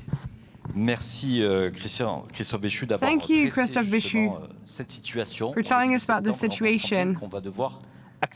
Of course, we need to accelerate with the presentation of this first project yesterday on water. We're now going to talk about the youth with Emmanuel Duez. You are the founder of Youth Forever and the Boson Project. You are an activist and we're delighted to see you here in Nice. Maybe we don't talk enough about our youth and the part they can play to transfer this important momentum for our civilization. We talk about climate generation. Sometimes we even have a negative vision of this youth. Do you think that this generation is going to change things? We did talk about youth more and more. De l'université du MEDEF était dédié à la sobriété énergétique, le OFF. Dans les couloirs, the MEDEF University was dedicated to the climate energy, but qui empêche la capacité d'action.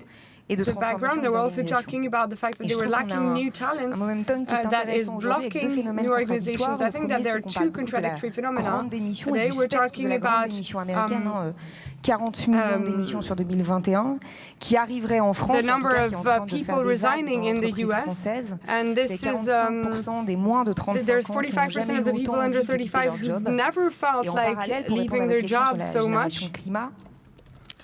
And at the same time, to talk about the climate generation, there's a big study that was carried out by L'Oréal in France, where a generation that represents 32% of the global population, so minus 25, so many of the children of the people in the room, poorer than most of the previous generations. Qui est éco-anxieuse et très concrètement au-delà des râles qu'on voit sur les réseaux sociaux. Ça veut dire que la première cause de mortalité des moins de 25 ans dans plus de 100 pays fatality in over 100 countries for the first time in the history of humanity is suicide. Mais qui réhabilite l'entreprise comme territoire d'impact. But they also think that companies can have an impact, and this is the message. Extraordinairement pragmatique. It's a very pragmatical generation. It is a generation that is very informed, very well aware of these topics, and they know that out of the biggest 100 organizations throughout the world, 99 of them are companies. Ça veut dire quoi? Ça veut dire que si on veut avoir de l'impact à l'échelle, si on veut emporter une transformation systémique du modèle dans les délais impartis, quand on est habité non pas par une quête de sens, mais par un impératif d'utilité, ce qui est le cas de cette génération, et ben en fait on souhaite accompagner la transformation de l'entreprise. Et là il y a on creuse quelque chose d'extraordinaire d'un point de vue politique et pour l'entreprise. C'est l'émergence potentielle, parce que personne n'a encore saisi l'opportunité, d'un nouveau pacte générationnel entre l'entreprise et la jeunesse, entre la société et la jeunesse. Pas tout à fait. Je vais revenir sur l'appel de Glasgow, mais à court terme, l'entreprise et l'État réparent les conséquences des crises successives sur une génération qui est fracassée, et nous n'avons pas une génération perdue. Nous n'avons pas le temps d'une génération perdue, mais à plus long terme, en fait, on doit pouvoir réparer pour préparer, apprendre le pouvoir, les responsabilités, la transformation à une génération qui attend ça pour opérer les transitions au cœur des secteurs les plus impactés.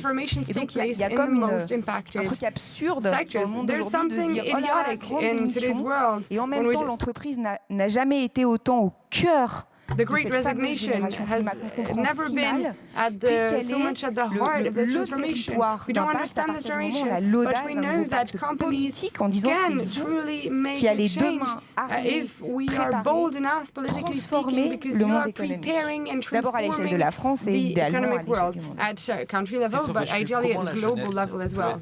Une alliée à votre action. How can the youth be an ally? Un élément d'accélération. And a catalyzer to accelerate. It is already. Sa mobilisation, elle a permis de remettre aussi sur le dessus de la pile ces sujets climatiques.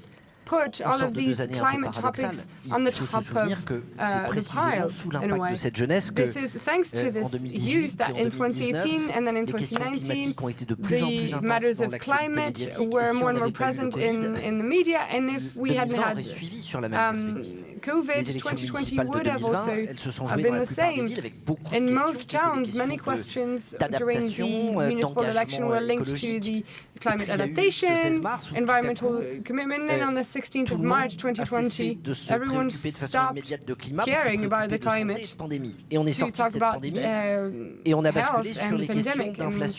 And then we moved on from the pandemic to talk about inflation, war in Ukraine, and in the past few weeks, also because of the summer that we've just had, we see that climate has become the top priority again, the topic on which we need to act, and our youth has already done so and continues to do so with part of the